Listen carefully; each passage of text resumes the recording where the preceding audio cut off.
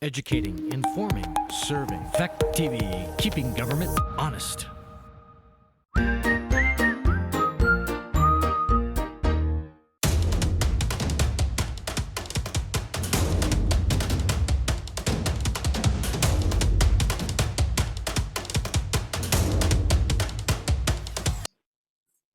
Well, we have 9, so we can begin. Let's call to order at 6:32 p.m. Do we have any adjustments to the agenda? There's Charlie. There's Charlie.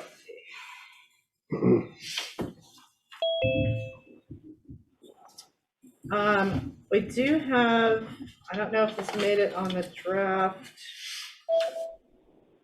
We do have an adjustment to discuss substitute rate of pay. Oh, yes, thanks. That will be 7D. D or E? Is there a D? There's not a D on the one on the website. Do you have a D I already? do not have a D. Okay, so that's a D? That's a D. Okay, thank you. D is in David. And I just wasn't sure what I Yep. heard. we have a Sorry. special education policy. Was there another policy, Priscilla? No, that was the That only was one. it? That's right. Okay, any other adjustments? No? Excellent. Communication and public comment. We're going to let, we have a guest tonight. This is Mr. Curtis Reed Jr. from the Vermont Partnership for Fairness and Diversity. And he's got a presentation called Bigotry is Bad for Business. He's done it a couple places in the state. I think it's about 20 minutes. About 20 minutes. Perfect. And that includes Q&A. And Q&A starts now. And then how many of you are business owners? Or have family members that own businesses? And the folks that are on the screen, just raise your hand and say yes. Yeah, so Yes. Deb Wright has her hand Deb up. Wright is a business owner. Okay, great.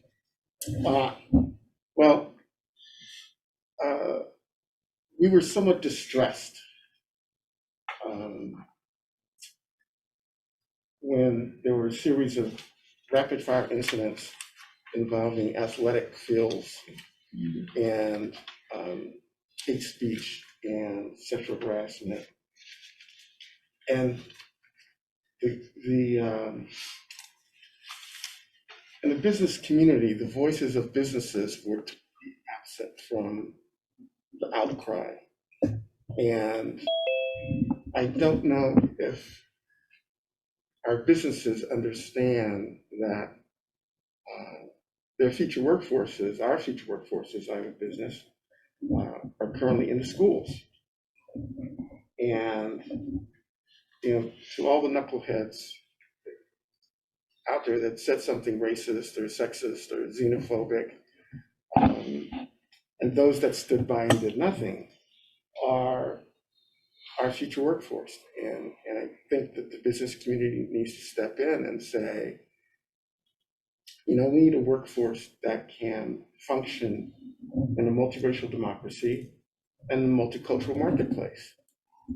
Our demographics are shifting. And with that demographic shift is a shift in consumers. Our consumers,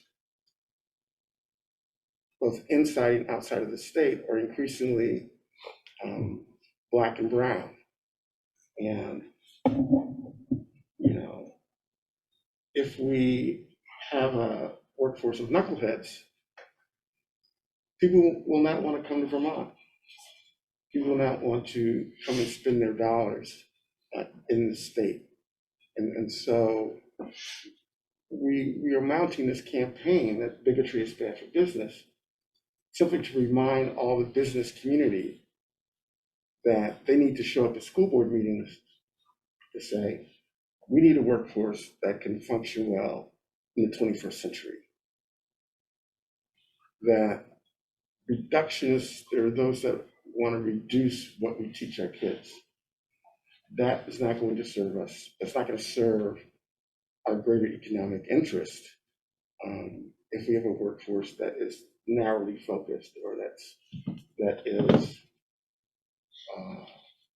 that consumes exclusively a curriculum that is whitewashed. So our businesses and places like Chroma, which I just introduced you to, that functions on an international basis, they need to have a workforce that is world-class trained. They need a workforce that can engage consumers of color, other businesses of color around the United States and around the world, to grow their business and to grow what they contribute to your tax base. So you said questions started 5 minutes ago, so explain to me what you mean by curriculum being whitewashed. That we have a rather homogenized curriculum in many places in terms of what is taught. I grew up during Jim Crow. I didn't hear you, I'm sorry. I said I grew up during Jim Crow. My educational experience was under Jim Crow.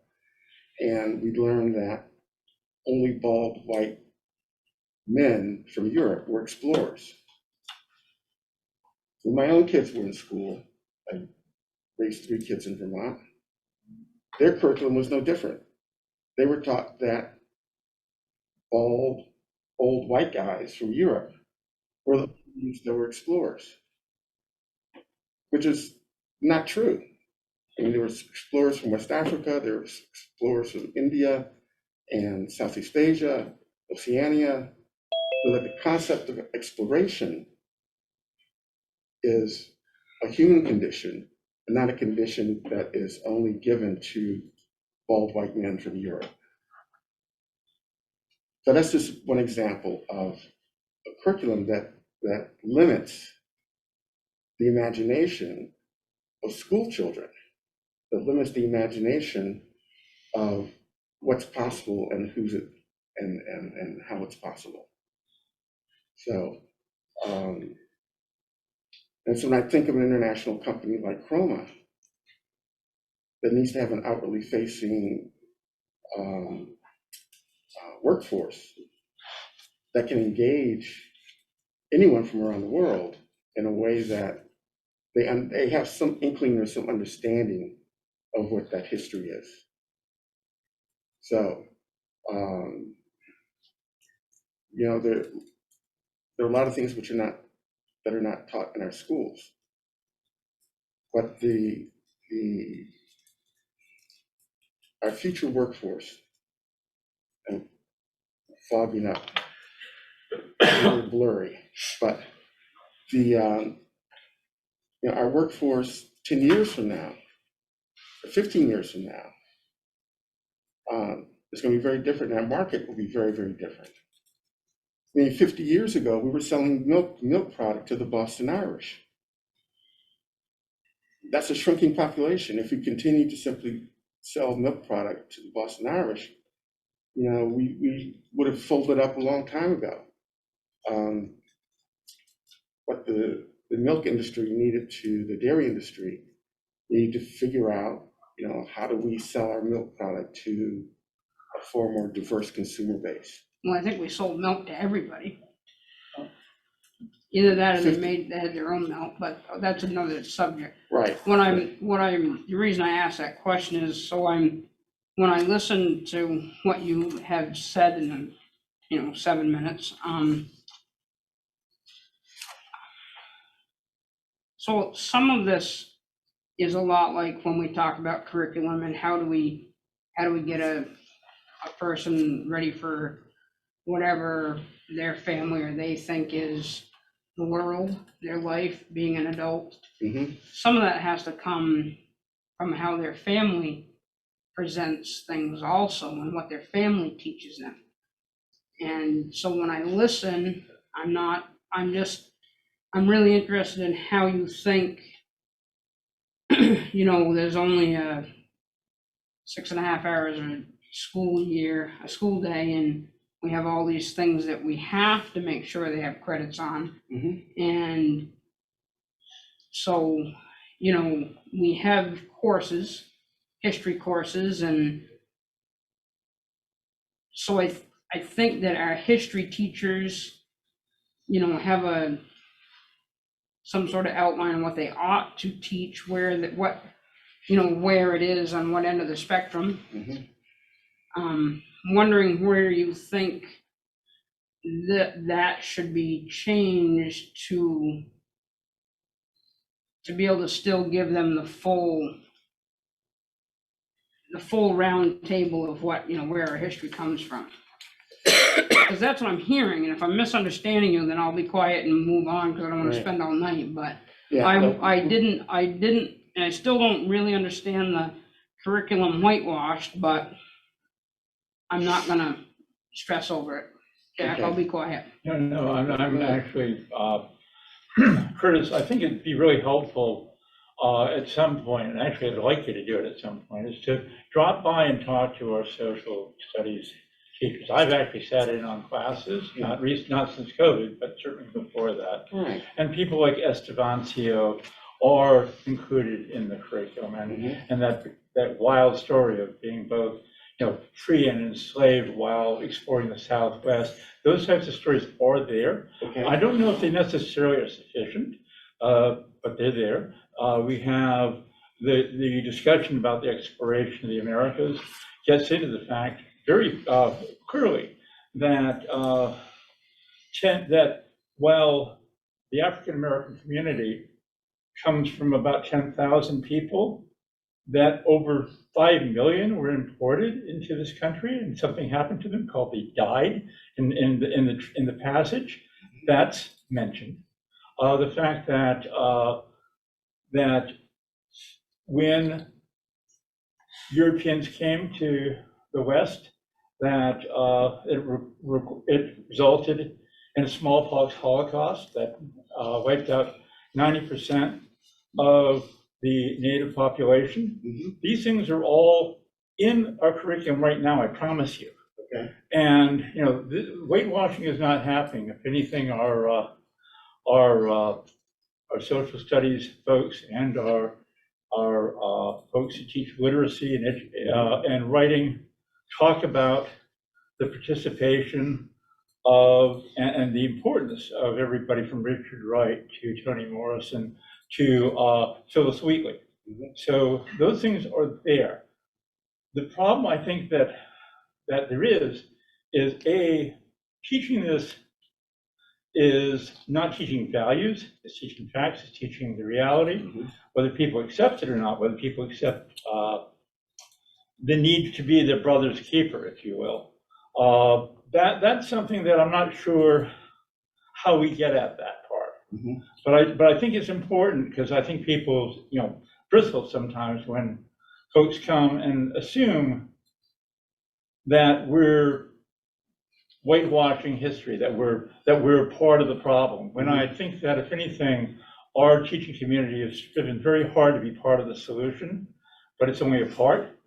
Okay. And I think that it would be useful, as I say, to sit in on a class at some point or talk to the teachers and explore what they're doing and how they can make it better, because merely being given facts doesn't make you a responsible citizen or a globally aware citizen or aware of your obligation to, and not to other, your neighbors. Yeah, you know, the challenge, and there are a lot of schools around the state, including WNESU and All that. you know, they do that. I mean, they're teaching a more expansive curriculum.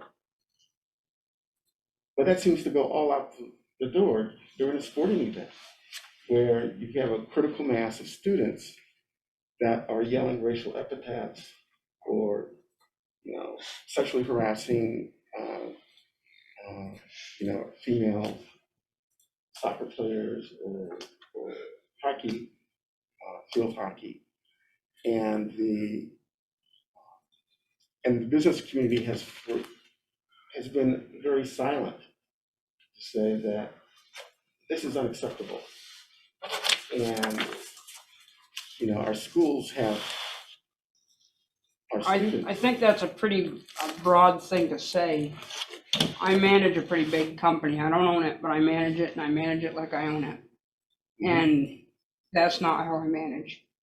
Okay, I think that's a pretty broad thing to sit here and say that that's what we are all doing. Excuse me, I'm done. I,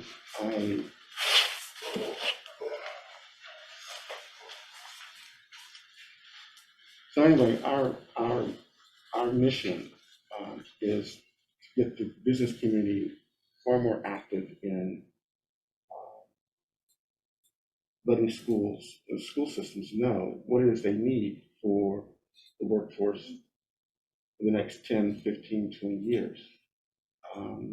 Just a couple of days ago, Betsy Bishop, who's executive director for the Vermont Chamber of Commerce, did an op-ed piece of commentary in VT Digger that spoke to that very point, that, you know, our businesses need a workforce that,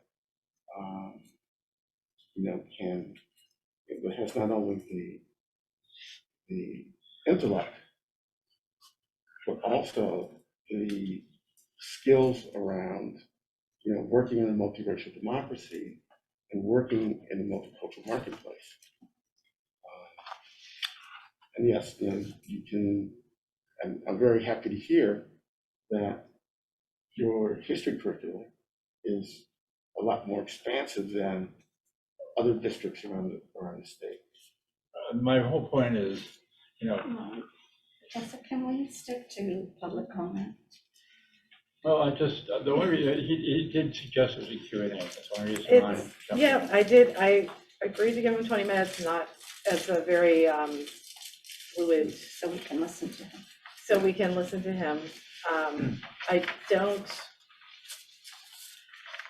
I think you're being overly defensive, Jack, No, not because at we all. can always do better. But that's not, that's clearly the case, it's simply, It's just- I just think, and hear me out. I'm- You know, as somebody, you know, who has worked in the space on a personal level for a long time, who has had difficulty recruiting people to the state because people feel like it would be, that they'd be unwelcome, and I get that. Right. And certainly that is a real thing. But I think that that any of us who sort of globalize or overgeneralize or just assume, make assumptions about institutions or groups of people that are just, you know, block assumptions without really looking, essentially commit the same thing that they're trying to fight against. I mean, I marched with Martin Luther King, you know, as a kid. I mean, I'm telling you, I know this, I get this stuff. I just want us to be careful because we can't lose people like Molly in the discussion. Well, again, you know, my purpose is, as a business owner, want to make sure that our school systems are producing the kind of workforce that would not turn away or somehow be, that would make growing my business more difficult than it would need to be. And so, you know, so we're, like I said, when these series of incidents happened about a month ago, there's all kinds of social commentary, but there was no one who made the economic argument for why we need to take a look at what we do and how we do it, because it has a much greater economic impact. You know, as we telescope out, you know, 10 or 15 years from now. And so it was,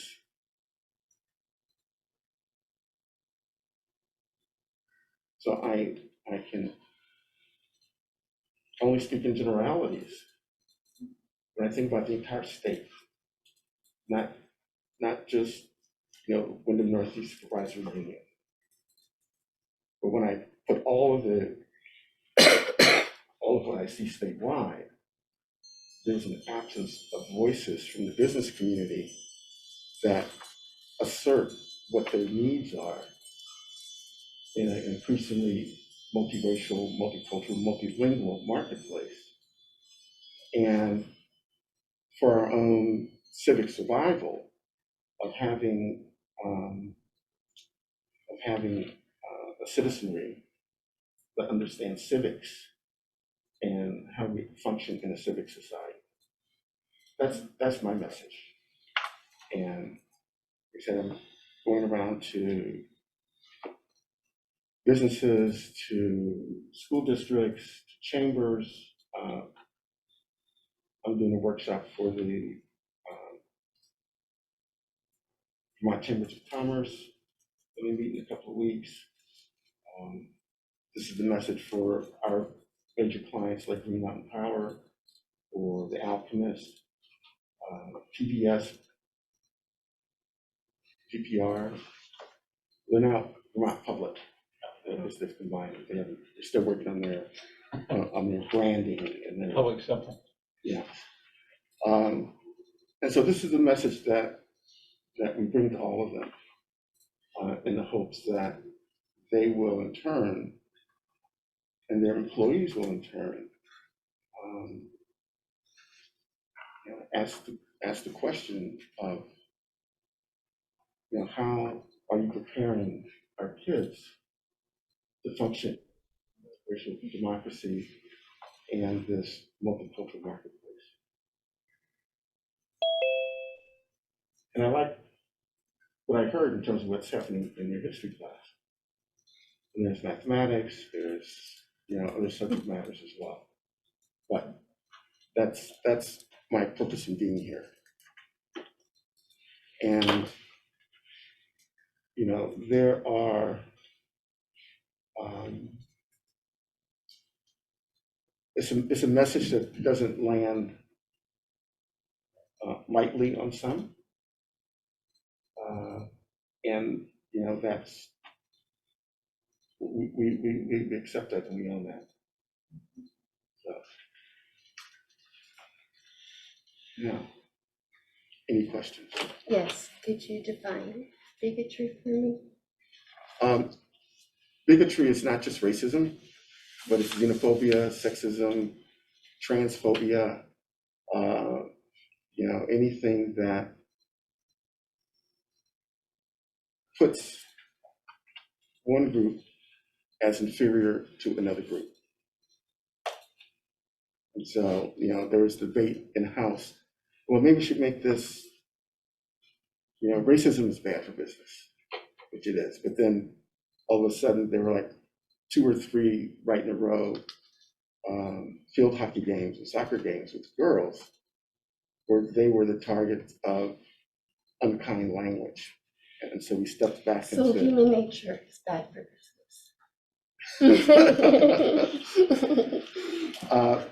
but human nature can be great for business. Right. But I mean, that's my interpretation. Yes. But bigotry covers sexism, racism, homophobia, xenophobia, a whole list of isms, of phobias that are out there that can have a negative impact on businesses. Like I wouldn't want to move to, I wouldn't want to do business with someone that exhibited behaviors that I thought were unkind. And so for the women in our presence, how many times have you encountered a man who didn't know he was exhibiting male chauvinist pig behavior that that you didn't want to necessarily engage with? Because well, it's the same thing with a business. If you have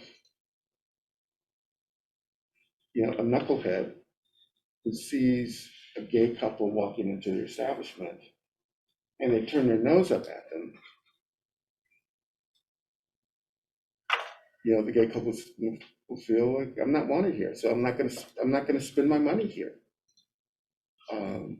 or as a Black couple, or whomever it might be, pick up on the subtleness of communication that would say to them, I'm not wanted.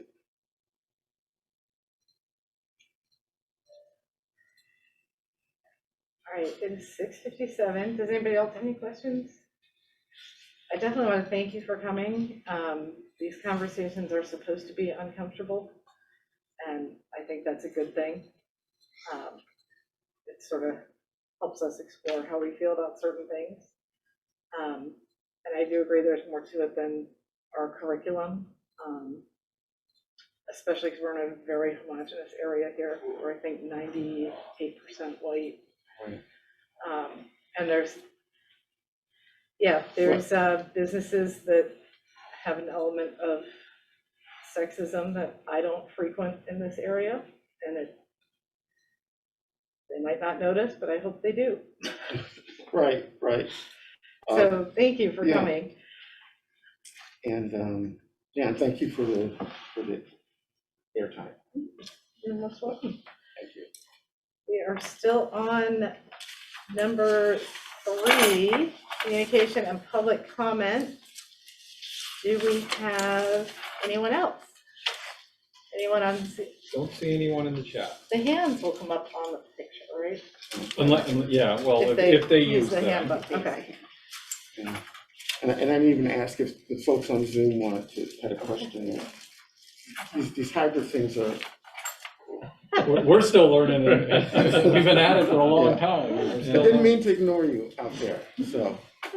But again, this is a long-term endeavor, because 10, 15 years from now, different markets, different opportunities, and if we're not in a position to seize them, then let's put another nail in our economic coffin. I wish we had social time after this and not in a pandemic, but Okay, great. thank you very much for coming. Thank you. Yes. Especially coming here. Do you know your way out? Yes, Because yeah. you can also go out You this can door sneak right out the here. side door if you'd like. No. That's just, I know this building somewhat well. Oh, okay, good. About 15 years ago, I did bullying and harassment training for the entire district. And worked with coaches. But that was in another life. All right, number 4, review and approve minutes from October 27th, 2021. Yeah, so I could not find them anywhere. I did not. Oh dear. She says she didn't find them either, Lynn didn't, so. Well, I guess we can put that off to the next meeting. And I'm just gonna check the website really quick.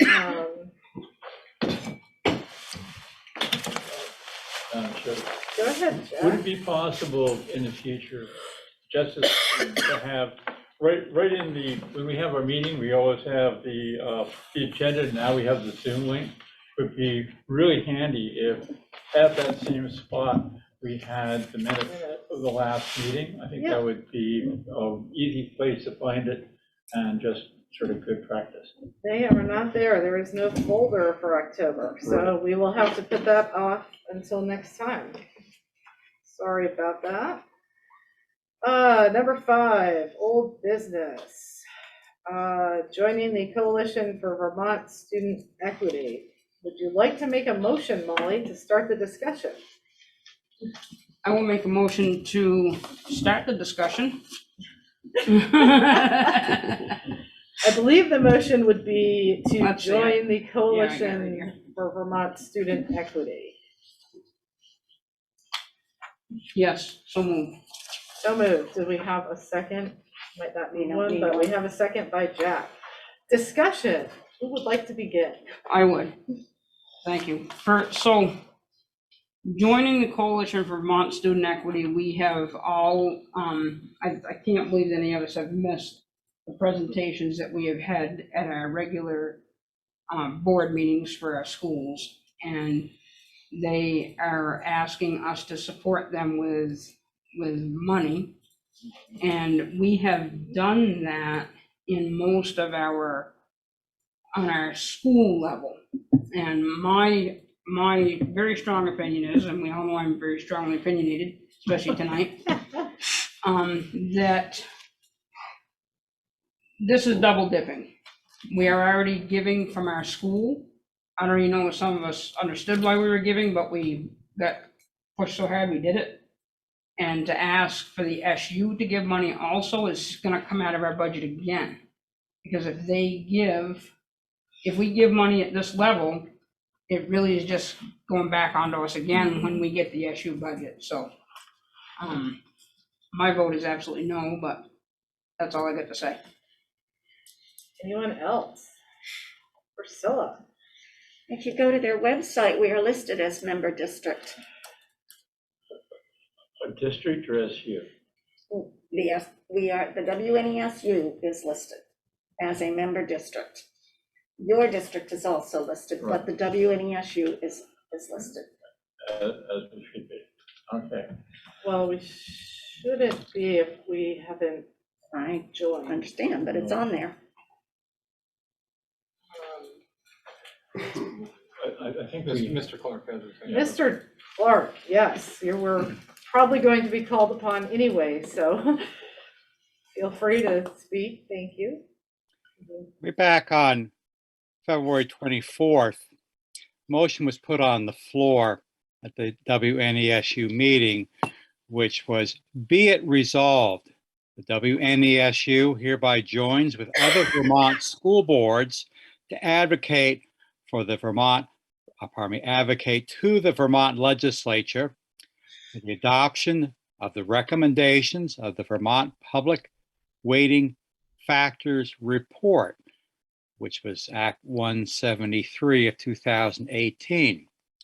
More specifically, this refers to a report that was delivered to the legislature on December 24th of 2019 that it specifically addressed the weights, because most people at the table by now are aware that what Act 173 did was simply establish a block grant formula to reimburse special education based on total enrollment, not the sped enrollment, the total enrollment.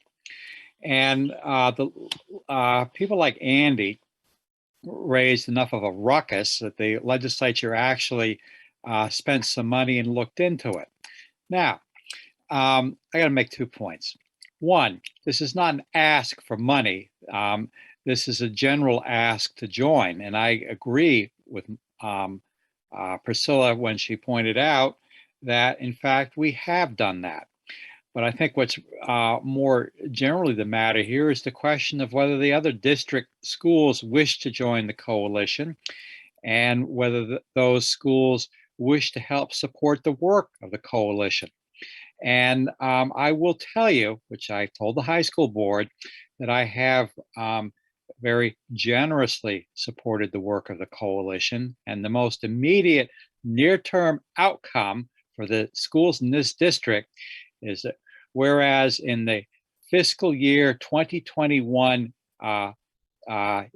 school year, the high school remitted over $320,000 in excess spending penalty monies.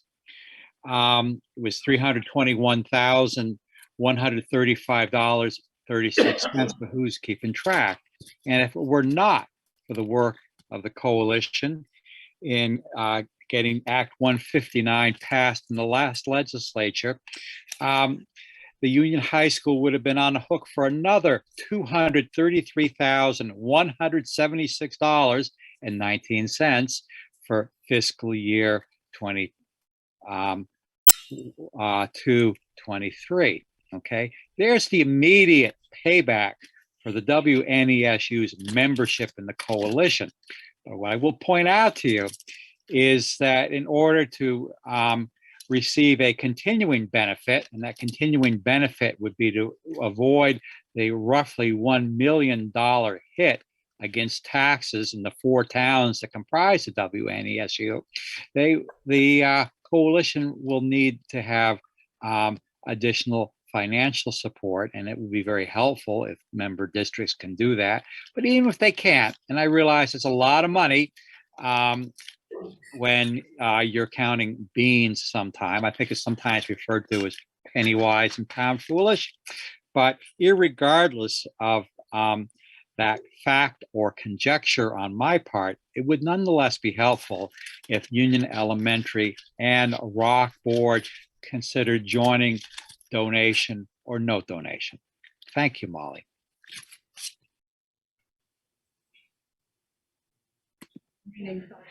Jack? Yeah, just a reminder to everyone that the chair of this is Jessa. This will be an item for our next regularly scheduled Union Elementary School Board.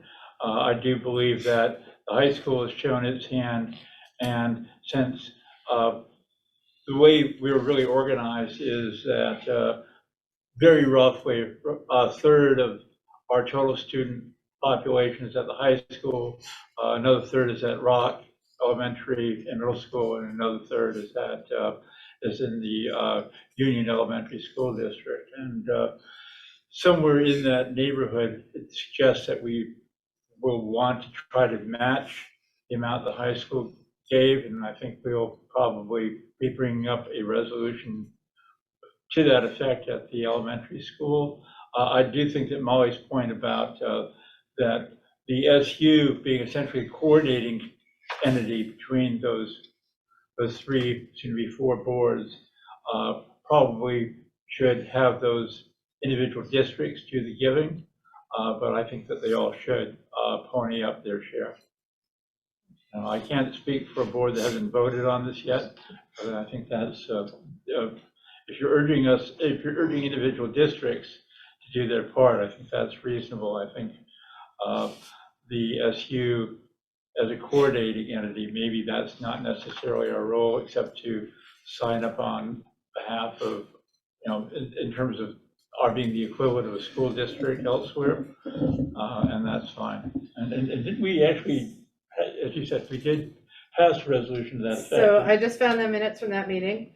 Lynn Morgan, motion to formally endorse the goals of the Act 173 Coalition and support its efforts to achieve academic equity through a revised student weighting schedule. Seconded by Priscilla Lambert. And that was February 24th, 2021. So I think Joining. we've already joined.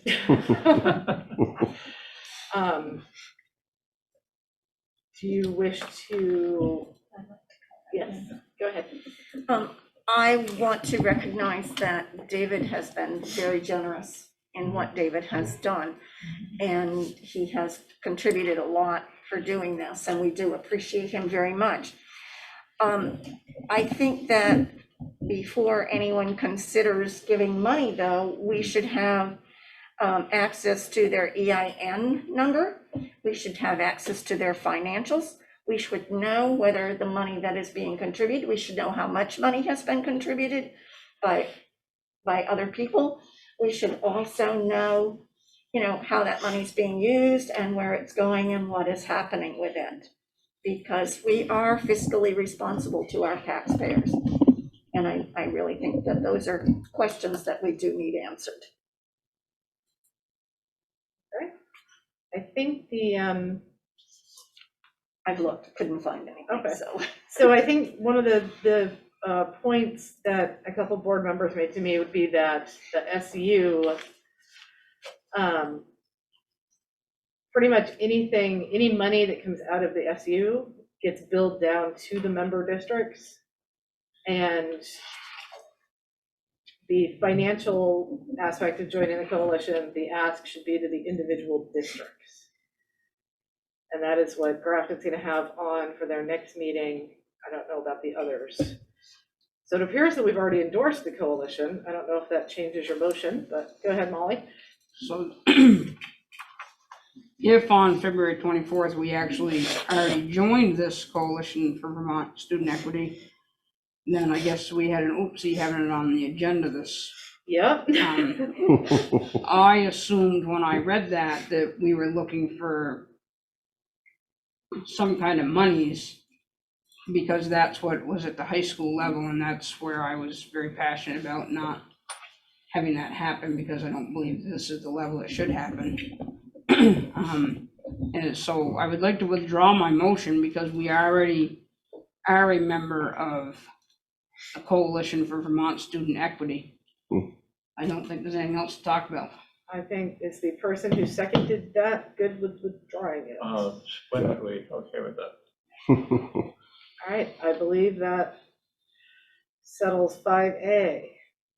5B, a brief update on the use of restraints and seclusion in our district and on employee injury by students.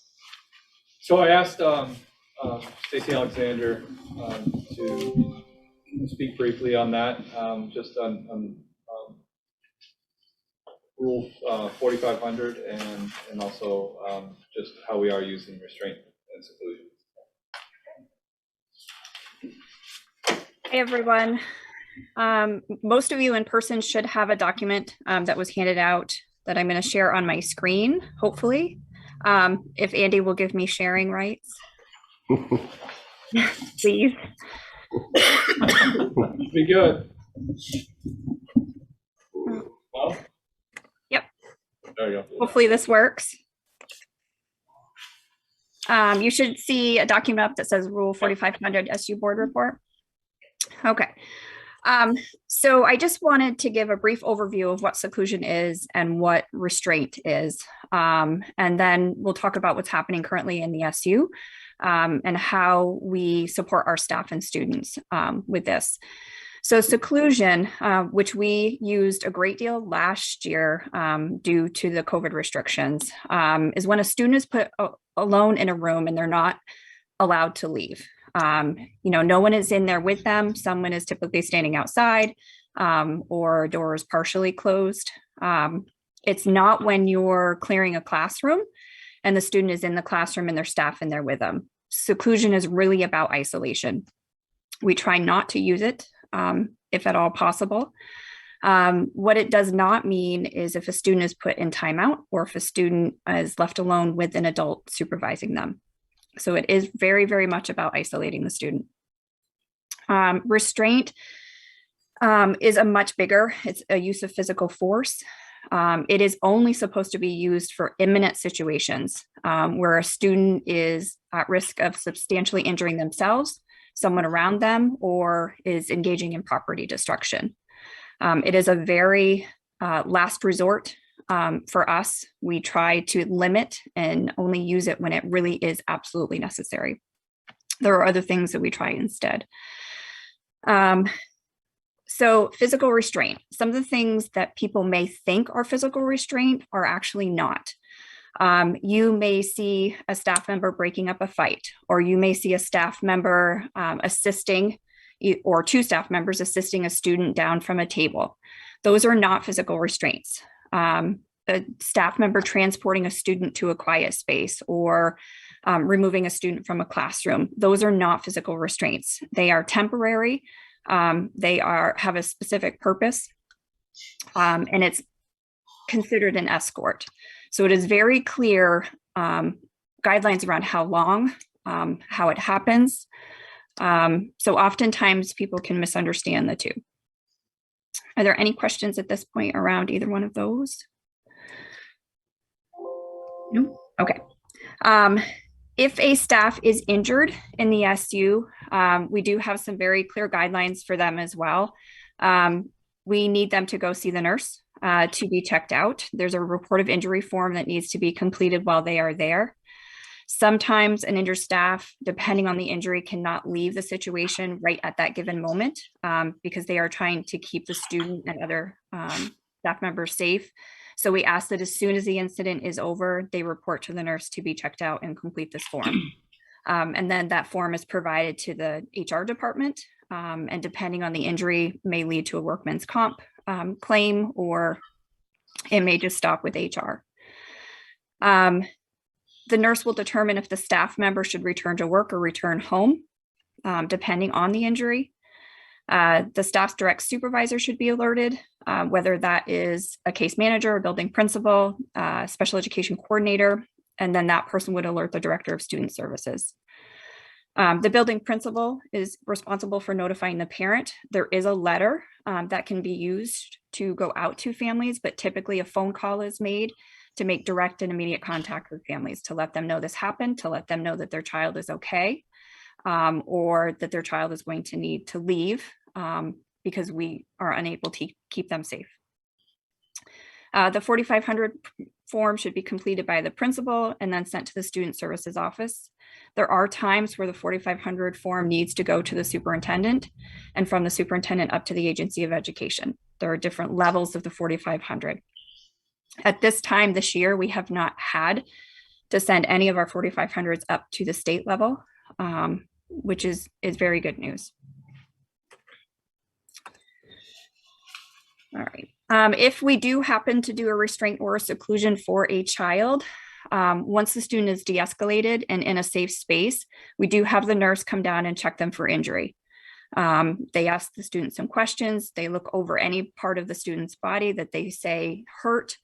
And then the nurse determines if it is an injury and logs it accordingly. Following that injury check, it is required within the 4500 that a staff member that is not involved in the situation processes with the student. The thought behind that is if a staff member who's engaged in the incident processes with the student, it could re-engage the incident, and we don't want that to happen. Stacy, could I just interject just on the following the restraint or during restraint? And it kind of blends into where you're with the handle with care. And I'm only speaking on knowledge because I'm one of the handle with care trainers for our district. We have 2 in our district.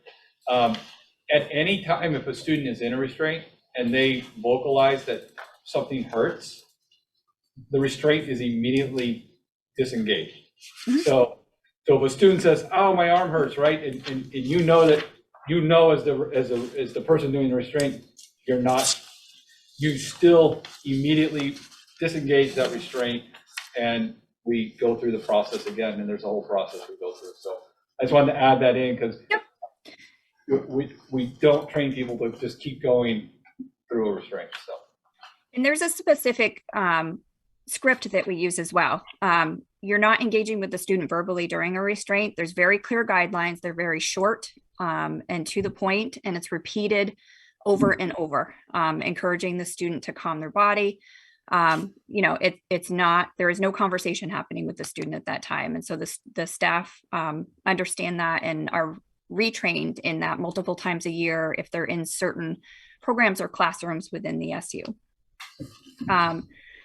The building principal and professional staff involved with that student will make the determination after the seclusion or restraint situation if that child is in a space to return to programming, which means returning to the classroom.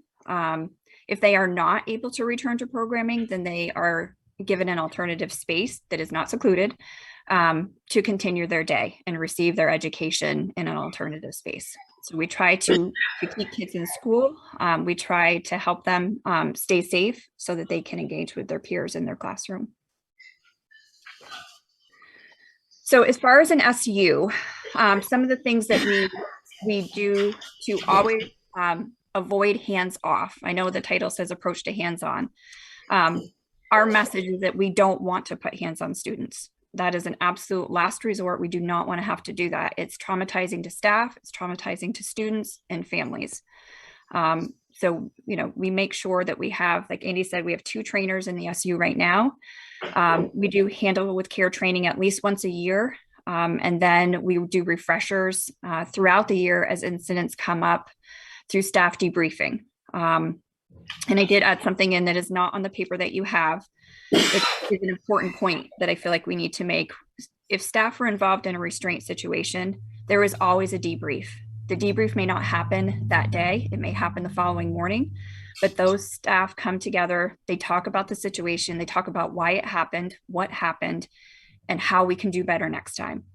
And if that conversation results in we need more training in blocking or we need more training in scripts, then we enlist someone to do that. That could be our BCBA, that could be our handle with care trainer, it could be myself. We make sure that we take care of that need for them so that next time we don't end up in a restraint. We have continued professional development all year long for paras and classroom teachers. If anyone asks for it, there's a group of people at Westminster right now who are regular education who have reached out to ask if they can have some handle with care training, and we are working on scheduling that for them. So it is offered to anyone who wants to access it. It's always open. All right, the chart below gives a bit of a breakdown of what has currently happened in the ESU. At the elementary level right now, we have had 6 restraints this year. There have not been any at the secondary level, which is what we would expect to see. If we're seeing restraints at the secondary level, then that's something I want to look into. Why are we doing that with an older population of students? Those 6 restraints are very isolated. They're not spread out across the elementary schools. They're a very isolated small group of students. We've had 2 seclusions, both at the same school, which is down significantly from last year. And Andy could speak to that, as he was the one that reported on seclusion last year. We have had 11 staff injuries this year, 1 significant. I listed a few examples of things that are happening this year. Staff digging fingernails, or students digging fingernails into employees, employees being scratched, pinched. And there was an incident where a staff member was shoved over a table into a wall and sustained a shoulder injury. So typically, these are typical things that we see. There's other things that we typically see where there might be biting or kicking, punching, but these are the ones right now that we have report of injury forms on. So there's been 6 at the elementary level, 5 at secondary. And again, they are very isolated 2 pods of students and programming. We've had 4 clear the classrooms at the elementary level and 4 clear the classrooms at the secondary level. Again, connected to very specific populations and situations. Are there any questions about that data? Jack, a couple actually. This is both interesting and a little alarming. At one time, we've not had any discussion about the policy that the SU and individual boards have on seclusion and restraint. And I'm wondering if this is, because it was at one point significantly more student oriented than 4500 was. I know that my colleague, David Clark, will remember we used to have a board member by the name of Jack Porter, who was adamant about the whole issue of restraints. And at the time, we had an understanding that if restraints were used, that at least the board chairs where this occurred were going to be notified. And I'm sure that I would wonder if any of those 6, if this is the first time people have seen this, just as a starting point. And I'm wondering if you are A, familiar with our policy, and B, whether or not the policy has got one of those 2009 things where the modified policy has disappeared, because I think it would be a high priority to get into it. I can only speak for myself that I am not aware of any of that policy, and over the last 3 years of my tenure as director, and never reported any of. I followed the Rule 4500 as followed. Was never asked to present any information to the board. I'm not real shocked, because as I said, a whole bunch of stuff sort of disappeared, but that's an item that I would like us to refer to the policy committee. We can definitely take a look earlier rather than later, because it used to be that if we saw 6 restraints in a year, we were upset. And it's not December yet. And Last year, you said that we had a higher number, and that was a year where the kids were out of school, were physically in the building. So. Not a higher number of restraints, a higher number of seclusion. Okay. So for some clarifications, and we can go back and pull the data, Mhm. I would feel confident in saying that the data is much lower this year on any restraints or seclusions of students that we've had since I've been with the district. Okay. Last year, or when students returned to school, seclusion is considered contraindicated Right. by the department or by the Agency of Education, meaning that they do not want to even, they would prefer us never to do any isolation. But with COVID and with the unknowns of being in close proximity, and when you are in a restraint, you are close to someone's space at times, even though you're behind them. They did say that seclusion would be preferred over restraint. And so we did follow that practice last year of doing that. I think, as Ms. Alexander kind of alluded to, I think between the two of us and having the conversation, if we could never put a hand on a child, that's what we would prefer. And it is an extremely challenging, I think, for the student, but also for the person who has to do that restraint. And I'm speaking from firsthand knowledge. And so that's why we, the support around the student. But I'm sorry, I don't mean to interrupt. I mean, I know it's. And those, I just want to clarify, those 6 restraints are specific to 3 children. So it's not, it's not that we're restraining kids all over the schools. They are specific to 3 children who are very high needs. And so it's not a pattern of restraint among staff. It's very, very isolated for a small student population. And a restraint can be as short as like a minute, like, because it's when the student has gained control, and some students can gain control very quickly. Yep. And, so when in those levels are like, if the restraint has gone longer than 15 minutes, then it's got to be reported up and whatnot. So that's kind of the bill. And I did include in your packet, there is a copy of the 4,500. So you can read through that and see the different levels of reporting and what qualifies at what level. And we, in years past, I know that I almost called you Director Haas, previous Director Haas, there's always been open communication within our department and with the superintendent level of, this is where we are, this is what's happening, here's what we're doing about it. And so we don't look at these numbers and just say, wow, okay, here's where we are. We look at these numbers from how do we get better? So we have 6 restraints right now. How do we decrease that? How do we not have any more restraints going forward? And there are things in process right now with these 3 students to reach that level so that we do not have to restrain them again this school year. So we are acting on the information, as quickly as we can and prior to any situations occurring. Okay. And I dug up the Rule 4500 guideline update, which says that districts are not required to have a policy. A separate policy is not required. Right. The school must implement the requirements of the rule. However, the school is obligated to notify staff and parents annually about the requirements of this rule and the school's intent to avoid preventable use of restraint and seclusion. So between that and the other, are we meeting all the other guidelines with paperwork getting to parents? Yes. Are we meeting the annual notification guideline? I am not aware of that, no.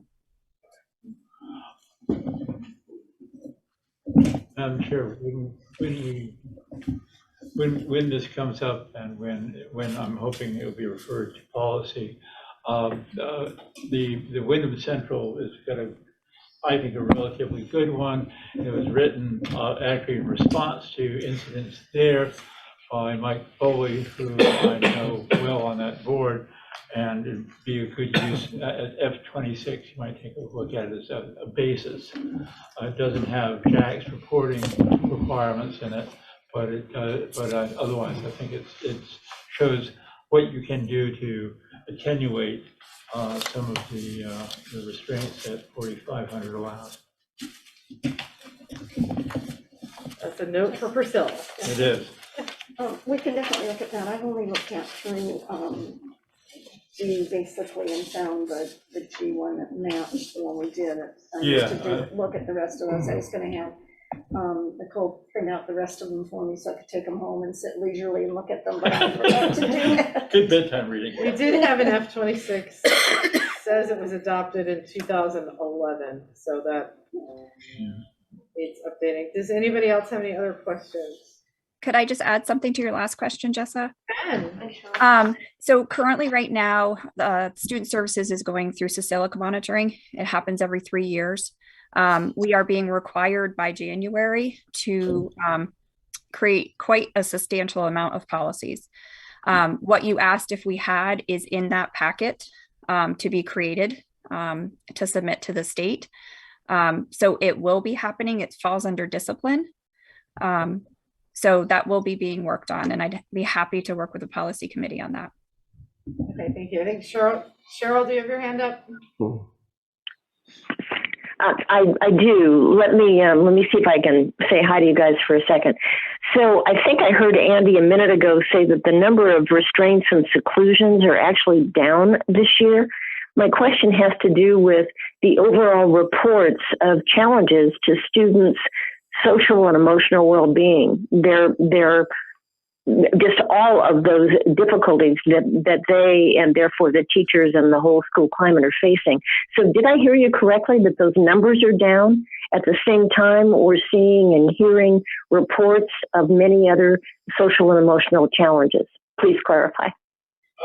So without the numbers in front of me, Cheryl, if I could give myself a little bit of leeway, I'd want to look them up to make sure I'm 100%. But anecdotally, they are down. And part of the reason why I feel that I can confidently say they're down is coming on, I really emphasize a change in really following Rule 4500, and that the reason we're putting our hands on a child is because the child is in a safety issue for themselves or another student or staff member. There were prior times when I noticed as 4500s would come across my desk that a student maybe wasn't always in a safety issue, but that maybe the student was in an annoyance issue to adults. And so there were times that people would put their hands on a child because the child's running around the building. Child hasn't done anything that's a safety violation, but they're causing, they might be knocking on doors. I'm using that as an example. I'm not saying it actually happened, but they're running around the building and knocking on doors. And someone is putting their hands on it because the child won't stop when they ask them to stop. That's not a reason to put your hands on a child. If the child were about to run out of the building or pull a fire alarm, that might now be reasons to put your hands on a child because the child is about to do something that could cause a safety issue. Or if a child was throwing items at a person and you could no longer block or move away from those items, or the child had a large item that you couldn't avoid getting away from. So it's also why we moved to Handle with Care as a training tool, because Handle with Care really talks about the fact, even though it's all about it's Handle with Care and putting your hands on kids, it's really about how you de-escalate using your verbal and avoiding and blocking. And so as we've brought that in, we're changing mindsets of how we're putting our hands on kids. So that's a main reason. It's in no way to say our kids are not emotionally in a great space. And I think it's very clear to all of us that our students have a lot of emotional needs right now, and that we need to do a better job of meeting those needs. But that doesn't mean that kids are acting out physically that we need to put our hands on. And Andy, could I add? Go ahead, please, Stacy. And let me just say thank you. Thank you to both of you. And thanks to Jessa for actually putting this on the agenda with detail. Go ahead, Stacy. Thank you. 2 years ago, Student Services put in a request for consultation as a first step to our MTSS. So it's a tier 1. That request for consultation, we have had over 30 behavior consult requests this year. She is very, very busy in CBA. So I think another reason that we're seeing that those particular high frequency restraints and situations are down is because she's getting in there. Our team is getting in there sooner. We're putting behavior plans in place. We're putting really solid strategies in place that staff are able to use, and staff are able to get continuous professional development from her on. She's in the district twice a week, and she has a half-time staff who's here 3 half days a week. So we're getting in sooner, we're recognizing things that are going on, and we're giving not only strategies for specific students, but classroom teachers to be used at that level. So we don't get to where we're restraining students. And so, we're seeing the effect of it, and we're trying to keep up with it all. But I do think we are noticing a difference, especially with a population of students who is struggling with SEL right now due to, current situations in the world. Jessica, could I add just one more thing? You can briefly. Briefly. And it's just that this is not a special education only piece. Rule 4500 is for any time any student was restrained or secluded. So while Stacy is the expert on it and dealing with it, it is for any one of our students. So. All right, thank you, Stacy. And I meant to put you actually at the top because you're a guest, but sorry. That's okay. Thank you. All right. Let's see. Now we are on 5C, the budget update. Yeah. Thank you. You would like to go by each of the tabs? I just don't know how much you want to go into details. I think, Priscilla, tonight we just want kind of a high overview, and the detail will be for the budget committee. Yeah. So, by the way, Ricky, can you just do the last tab, please? Thank you.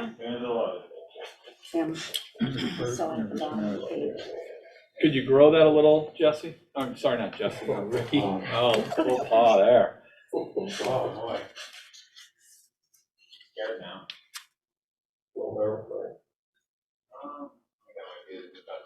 Yeah, that's good. Don't.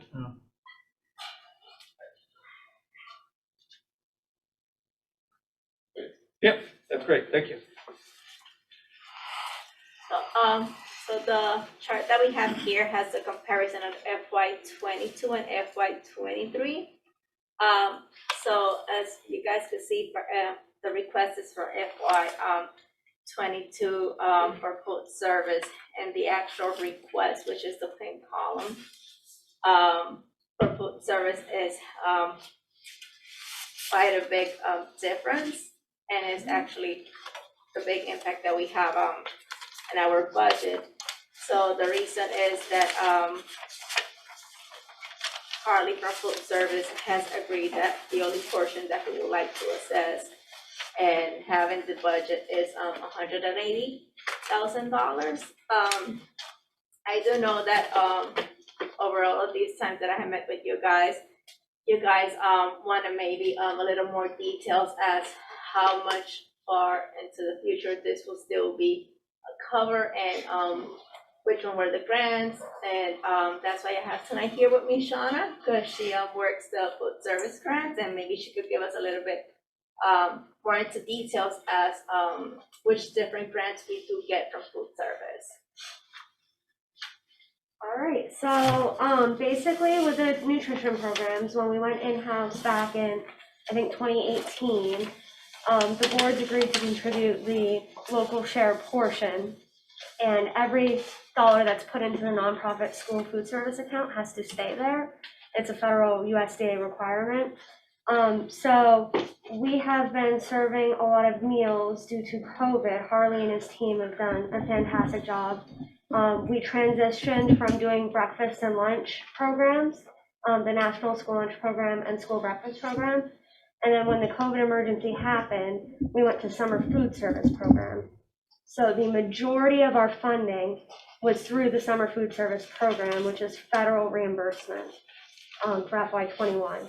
And for FY22, once we started school this year, that's moved to Seamless Summer option called the SSO.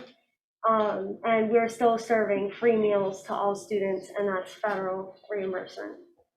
We also have some state reimbursement from the Fresh Fruit and Vegetable Program. And then we have some federal reimbursement for the supper programs we run. So we're serving students 3 meals a day, plus a snack, in the form of FFVP for the elementary kids. Last year, we ended up doing 2 DCF contracts. So for us, that was like miscellaneous revenue, but it came from the state. And those were for providing meals to homeless families that were housed at local motels, hotels, etc., due to the COVID emergency. And we got 2 CRF summer grant. We got a summer and an equipment grant. One of them was for $128,000 and one was for $123,000. And so CRF is Coronavirus Relief Fund. And so we got the 2 grants to help us purchase supplies for doing the meal delivery and some equipment to make that happen. And we got a state equipment grant for $3,500, which I believe they bought a potato peeler. So they could peel a whole bunch of potatoes really fast to do our hundreds of meals every day. Yeah. Yeah, I guess it's like, it's got like a water thing. But yeah, so that was the majority of our funding last year. And then going forward, right now we're looking at still a high level of meals because every kid's eating free. And then, so we don't know what the future will hold. There's a big push to keep the free meals because it's extremely important. And that's at a state and national level that multiple organizations and state agencies are really pushing for that. We're also in Vermont, there's a local purchasing incentive where we will get additional state dollars for purchasing local foods. And that's something that Harley has been doing already as part of this program. And then we will have some like small revenues from adult sales and catering and like vended meals agreements. We've in the past provided meals to preschools, private preschools, and then they pay us the money directly for those meals instead of like the state paying us money. And when I asked Harley, was he 100% sure about the $180,000 assessment? He was very clear, very adamant. The pride he takes in the program, that he believes he runs it like he would run a business in his own business, and knows that he needs to make the profit to cover his costs. And so he was adamant that $180,000 would be, something we could do, and that he would continue to cover the costs of doing his own program. Okay, any other questions? So what you're saying is that 180,000 is the total that will be Assessed, assessed to will be all- assessed to all the schools, correct, for Jack, your hand is up. I just want to thank the administration. This is something that that many of us that have been on the budget side have asked for years, where we see not just the amount that we're assessed, but see the bigger picture. That it's important for budget, that people understand in the community and boards understand what the actual churn is in various parts of our programs. And we have here a breakout of not only the lines of business, if you will, like normal non-school accounting. We actually have it, and we also have full picture accounting, and not just being given the information about what we're charged without any understanding of where it fits in the broader picture. Certainly food service is the biggest example of it. It's not the only one. But as somebody who's been asking for that for 20 years, it's kind of nice to actually see it. Okay, so our next line is custodial, which is actually the SU facilities, and the custodial person that comes and provides the services in the offices, because I know as well, a lot of people got confused and they just thought that that was the overall custodial for all those schools. It's just as labeled custodial by the state coding wise, but it is actually the SU facilities, which is, that includes both of our buildings, Energy. oil, cell phones that are used throughout the SU, internet services, yes, electricity, oil, and the insurance of both of the buildings. So as you guys could see, the amount did increase because the amount, the cost, the overall cost of both buildings, it is higher than the previous building that we were in. I have a question on the breakout for, that is facilities, right? Yeah. So there's an insurance, not employee benefit, that went from $2,500 to $110,000. So that is actually BizFit. So that is the overall insurance for both of the buildings, and that is the portion that gets assessed to the SU. So any accidents of the building or any accidents of the SU employees, it goes there. Because we were renting before and now we're still renting. Yes, but So what's the big so the increase? difference is that before we used to split the cost, now the cost is all on us. So before it was split between the pre-K and the SU, now it's just overall everything on the SU. Cost we don't think we knew about when we did this. That's still, yeah, that's a huge jump. Okay. That's explained. Carry on, unless anybody else has any questions. I Yeah. can't see Zoom. Is there? Yeah, I'm anybody? looking at, yeah, I don't see anyone. I do want to comment that, I am surprised that it's gone up, as, it's so much, because we were told moving to this new building was going to save us a whole lot of money. And it looks like it's doubled from last year. That's huge. I was never I involved in any really- of those meetings at all. It makes me a little uncomfortable. I'm just wondering, can you double check? Because even if we were splitting it with the pre-K, I could share the unless they were BizFit, paying 90% of it, I could it's share still the a huge BizFit, jump. invoice, To go because from- as well BizFit, they go up. But I could share the new invoice that we got for the year, so that way you could guys see. And we can go back and look at previous years and how that was, Because it went up Allocated. $105,000. Oh, it is, Yeah, that's a lot. And the people that did that aren't here anymore, but, that was something that was, supposedly that was all checked. Okay. Yeah. Yeah, if you could check on that for us, that would be. No, I do have an invoice from them. They send an invoice every year and everything that is covered, and their policies and everything Yeah, if you can grab last year's and this year's. for each of the buildings. Thank you. Then we have the board. So the changes in the board's budget is the overall insurance as well. It's still the same for them. We do have special items, which is the extra cost of the back fees and the prorated cost of legal services. That is an estimated comparing of how much we have paid to legal for the past year. So we just estimated a portion there, so that's why it's a little up as well. We do have transportation.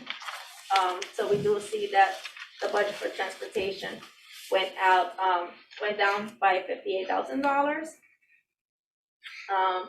So right now it was just some adjustment to their miscellaneous lines, but we are still reviewing staffing for transportations and the need of the department itself, because right now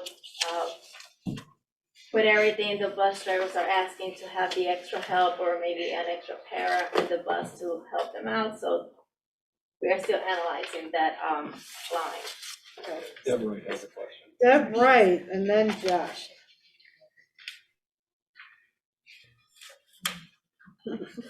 I'm sorry, I couldn't keep my mute off. You'll need to press the space bar down.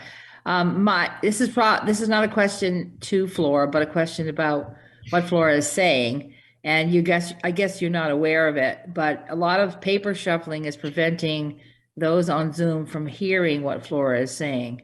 And I just want to make you aware of how those speakers are picking up your paper shuffling.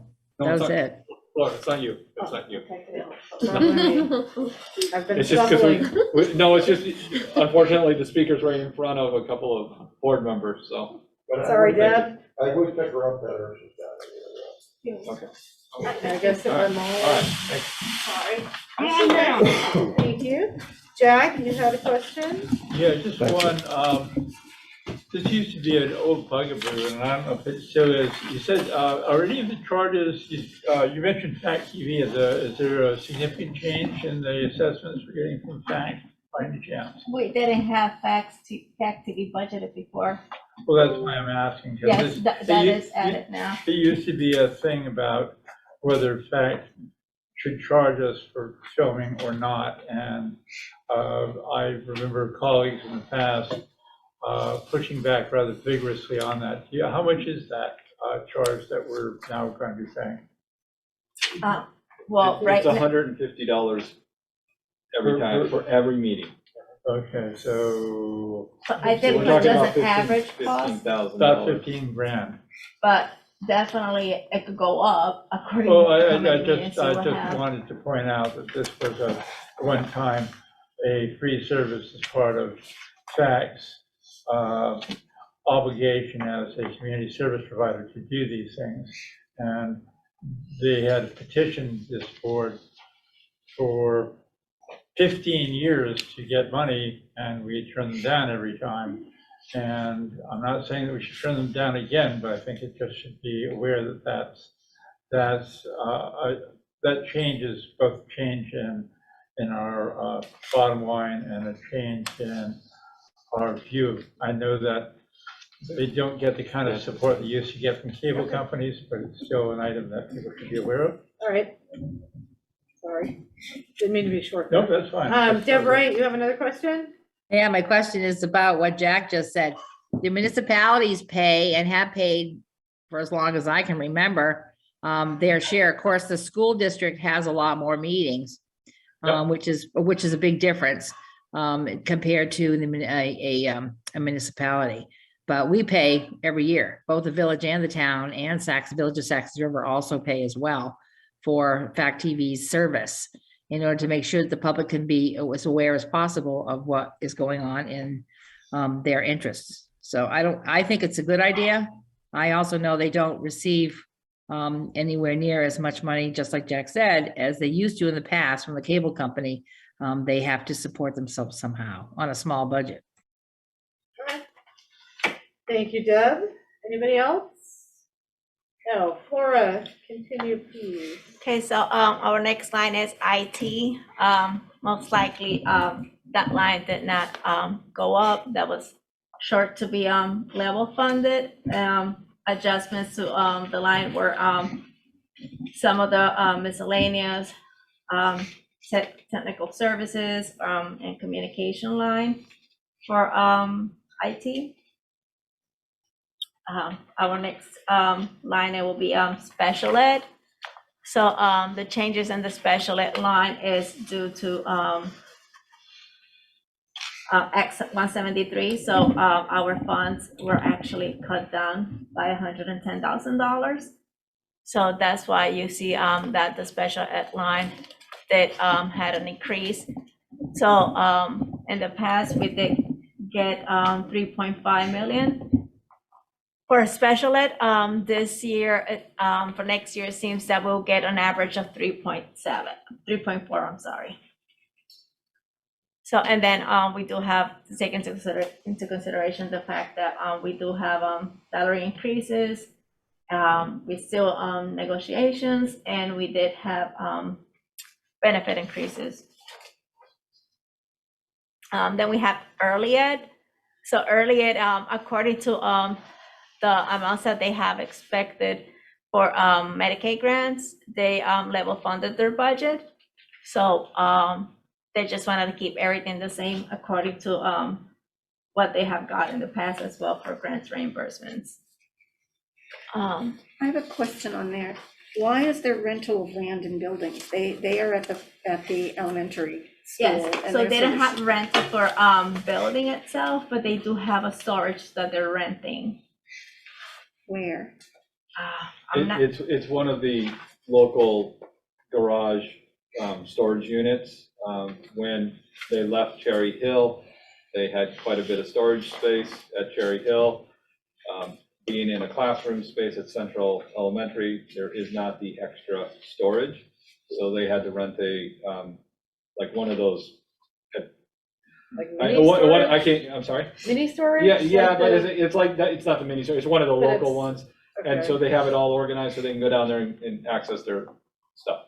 So they had it in the basement at Cherry. $9,000, that's an awful lot of money if that's what, it's just maintenance of plant. Building a shed for that, they can have it forever. So.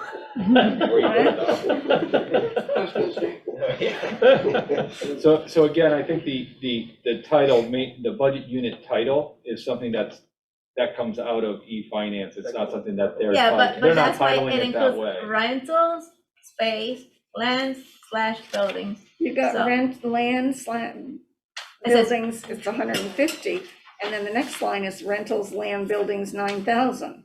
And that one's. So that is a different line. That is EEC teacher, so that's a different rental I'll line. ask when we get to budget committee, but I'm just saying that's something that we will need explained. They're different lines, yes, I'm sorry. And then we do have overall assessments for the business office. So the slight decrease that we had, it was most likely level funded. We are expecting to get at least $100,000 from indirect costs. That is an estimated, according to the grants that we have. It is expected that it will be at least 168, but right now we did a comparison to the amounts that we got throughout the years. So I just thought it would have been safe to just adjust it by $100,000. I did share with you the total expenditures realistically compared throughout the other years. So that's why we did submit the amounts for the actual budget, expected grant amounts, and the request assessment. We do have a change in staffing, so we did have HR that moved to the superintendent's office, and as well we did have a student that is in our office with the scanning project. Next line, we do have the superintendent line. So as I mentioned, the changes in his line had to do with changes in salaries, as well as the moving of the HR body to the superintendent's office. And we do have expectancy of having another assistant superintendent. So we did keep the salary of the portion of the person there. But that's something that maybe Mr. Haas could go into details. Question, why did health insurance go from 25,000 to 103,000? So for health insurance, the only health insurance that was put in the budget the last year was just the superintendent's salary. His assistant and the admin assistant was not included in there. So we did try to create a budget more transparent, and we did put the overall how much it will cost for the bodies to have the insurance, instead of just putting only the superintendent's insurance in the line.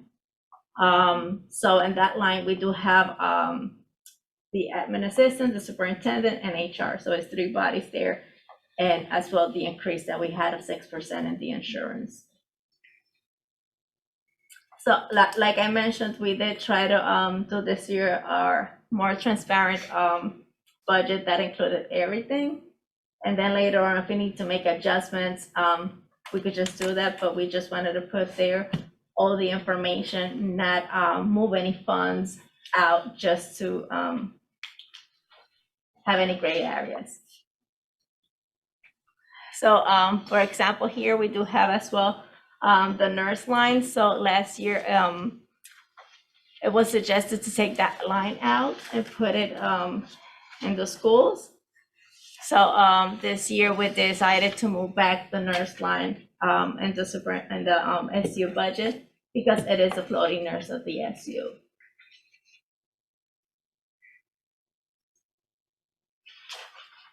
So any other questions? How do you request a question? That works. Go ahead. That works, Jigs. Tracy, I was hoping to hear from you. I've been silent because it's really just this is superficial, but have you scheduled a budget meeting? No. We have to come up with a date, but then, don't we, Jessica? What is the timeline? What is the timeline for this budget to be? It's to meet the deadlines for town meeting, so it's like the same as the towns. Which is in March. Yeah, And the deadline's mid-January. so it's at some point in January to get the 30 days or 40 days before March 4th, 5th. Yeah, but But we need it sooner. Jakes, you're making the point that we're already behind our original calendar for getting this done. So And we you're should right. have a budget meeting then. And that's really my question is when is the first budget meeting? Right. We need to do it this month, and we need to get a hurry on. Who is representing the budget committee tonight? So From Rockingham, it's me and Jigs. so I have a high school budget meeting on the 18th, which I was hoping the SU budget would be done by then, so I Right. could work on my high school budget. Yeah. So that's in 8 days. So we can plug in these numbers, which is what we've done at the Unified 18th at District. 6 o'clock. But this budget itself needs examination, and we need to get it done. We really need to have budgets as close to finalized in, like the first week in December, because between Thanksgiving and the Christmas holidays, we get blown up. We don't have the bulk of this done. Well, a budget meeting ought to be held this week or certainly beginning of next week. I mean, this is One an argument. awful lot to get into. I mean, one of the obvious questions is, besides the detail of these budgets, is the people, seeing the changes in people.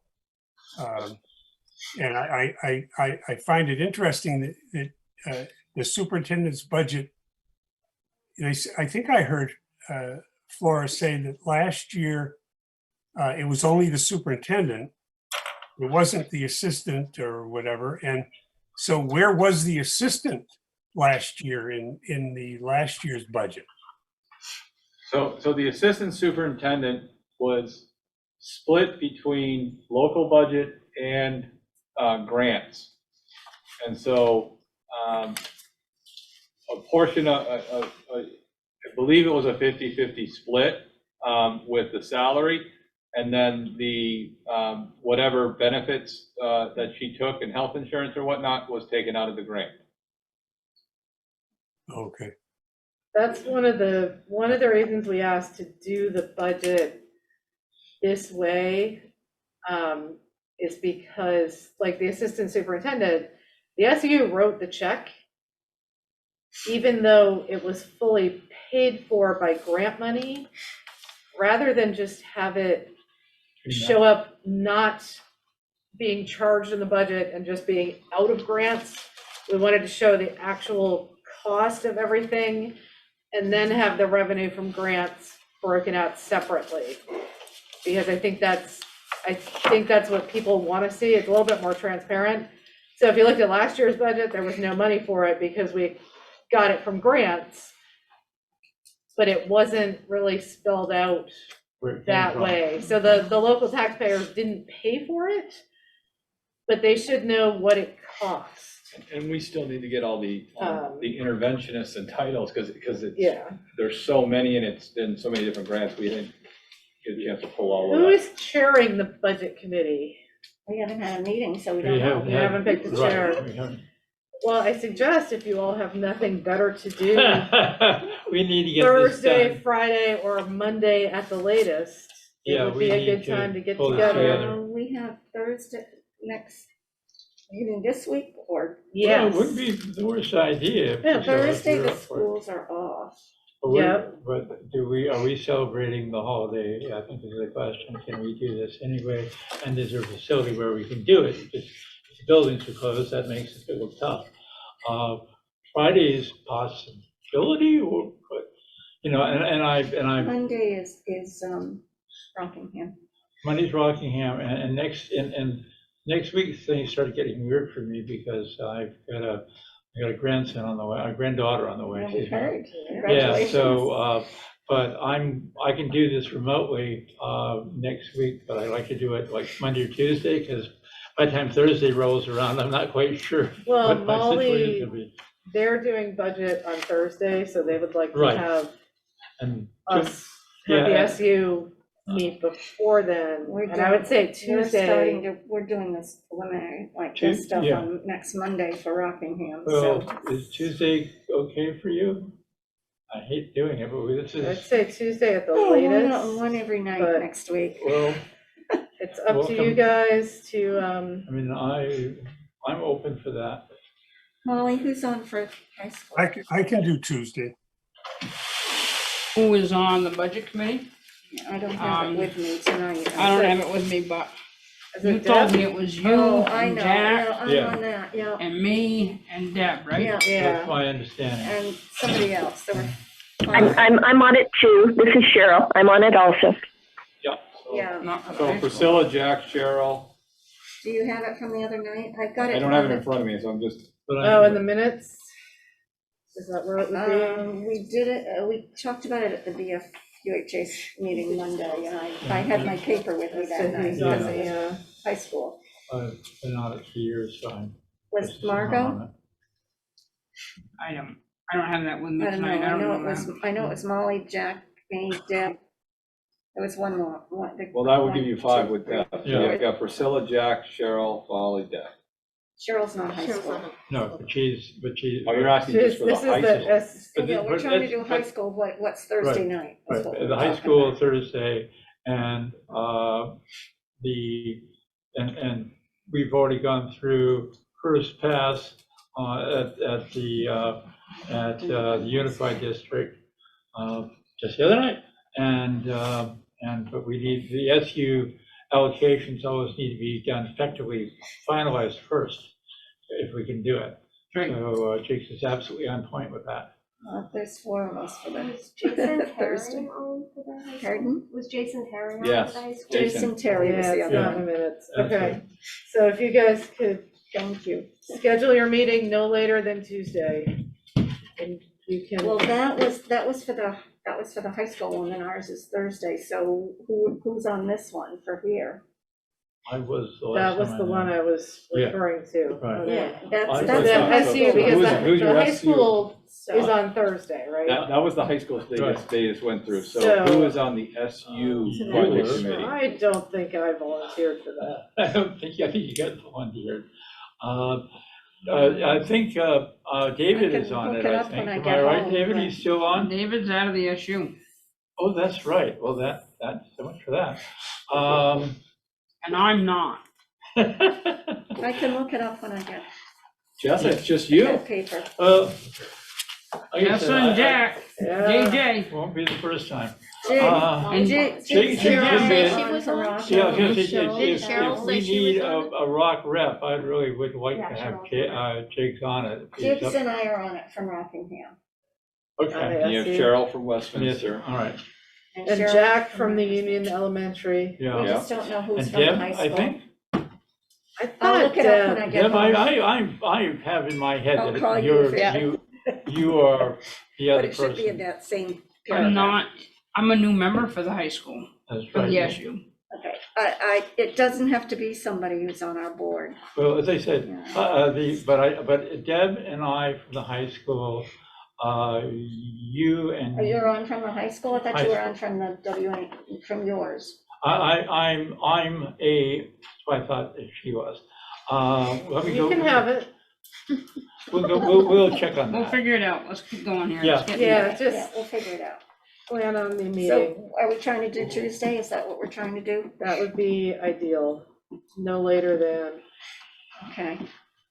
All right, new business, 7A. Policy D7 regarding special education. Okay. Priscilla. Is this the first read or the adoption? This is the first discussion of it, and so I just need to tell you what the policy committee did, and then the next meeting we can warn for adopting at the next meeting, but the public needs to have that 10 days at least to be able to look at it and come up with anything and discuss it tonight, or do anything. If they have any comment, they could do that quick too. Okay, this is moving G10, which is our old special education, to D7 to be in line with what where the state has put it for now, and it's a required document. What was added to it was just 2 paragraphs. The 2 paragraphs read, the Agency of Education as the state education agency is responsible for the overall provisions of a free, appropriate public education to eligible Vermont students with disabilities, and does this through the implementation of the Individuals with Disabilities Education Act. The Wyndham Northeast Supervisory Union district will use the guidelines developed by the Vermont Agency of Education in its most current edition of the Vermont Special Education Procedures and Practices Manual regarding special education issues. The manual is designed to assist Vermont school districts in understanding the provisions of the Individuals with Disabilities Education Improvement Act and meeting its requirements. The manual can be found on the Vermont Agency of Education's website, and that was their version was put on the website on October 11, 2021. Our G11 was back in 2009 that we adopted it, so we will revise it to D7. So if anybody has any comments or any questions on that, that's where we're at. Priscilla, do we have a copy of what you just read? It has to be posted, and so the central office will post it on the website. What I just read is actually, if you go to the Vermont Agency of Education and just look for their policy manual, you can bring up D7. It doesn't have the other section that was in our original one that was in the policy, which will be posted. The whole thing will be posted so that you can look at it. I'll have Nicole just email it out to all Okay. the board, just so you guys have it also. Thank you, Andy, appreciate that. All right, that covers that by having it read. 7B, create superintendent search committee. I'm actually going to postpone that item to our next meeting. I was awaiting advice from Secretary French that I didn't quite give him enough time to get back to me on, so I don't have that information unless somebody has. 7C, mental health initiatives for students and what is being offered for teachers and staff. That's All right. Andy. Yeah, me, so, I don't know. Ricky, what? No, I just want to make sure I pull this up right. No, it's all right. Oh, that's your email, you want to get that? No, I wanted this. You got a full scan if you want it, baby. I want full screen. Try your little green guy. Oh. There we go. All right. And then where's the, upper right? There we go. All right. So I'm going to go through this quick because I know the time, but and we can continue the conversation. But just wanted to go through just the different supports we have for students and staff beyond the academics. We have partnered with Dave Melnick, who is quite renowned in the state of Vermont about trauma-informed practices. And so we've been working with him. We're in a 3-year project with him where we have staff that are taking classes actually with him. I'll just jump to the next screen. So there's the level 1 courses. We've had 30 to 40 employees go through level 1. And then we have a level 2 course. We have 15 currently in it. And then we're going to be offering a second course in the spring. The whole point in this initiative is that staff who go through level 1 and level 2 then are trained, and they are obviously embedded already in buildings. And so they take the work that they learned there and then pass that on to their colleagues in faculty meetings and some other pieces like that. Administration has also been working with Dave. He comes to our monthly meetings. So we've been talking a lot, going through strategies and how to support staff and how to support each other. And then also Bells Falls Middle School is starting to schedule some meetings with Dave Melnick to work with their teams, specifically around practices for students. We also launched Responsive Classroom this year over the summer, or right before school started. We had all of our elementary teachers and paraprofessionals completed 2 days of training with Responsive Classroom. And then the elementary teachers are going to have 2 more days throughout the year. The third day is actually right before Thanksgiving on one of the professional development days. But Responsive Classroom, it's a student-centered social emotional learning to teaching discipline. It is essentially our tier 1. So when we talk about multi-tiered systems of support, or MTSS, which is a whole framework and approach to how you're going to deal with all students, both academically but also social emotionally, we talk about tiers, and it doesn't mean that you're always on a tier 1. I might be a tier 1 student for most of everything I need emotionally, but because I had some trauma in my life and math just really sets me off, I might actually be a tier 3 kid when I go into math because it ignites some trauma that I had in the past or something of that nature. When I was bad, my mom made me sit in the corner and recite all my mathematics, so it triggers. I'm making light of it, but it's that kind of an idea. So this is our tier 1 kind of approach. One of the things that we know is there isn't a long-term plan. So we invested the money this year, but we need to have a plan for the next 3 to 5 years of how we're going to continue this, because we know we have staff that leave. We don't, we have turnover in staff, and we want to make sure staff continues to have this training. It also helps with the language. So the language we use, everyone, and it's across the district, so all kids get that same language.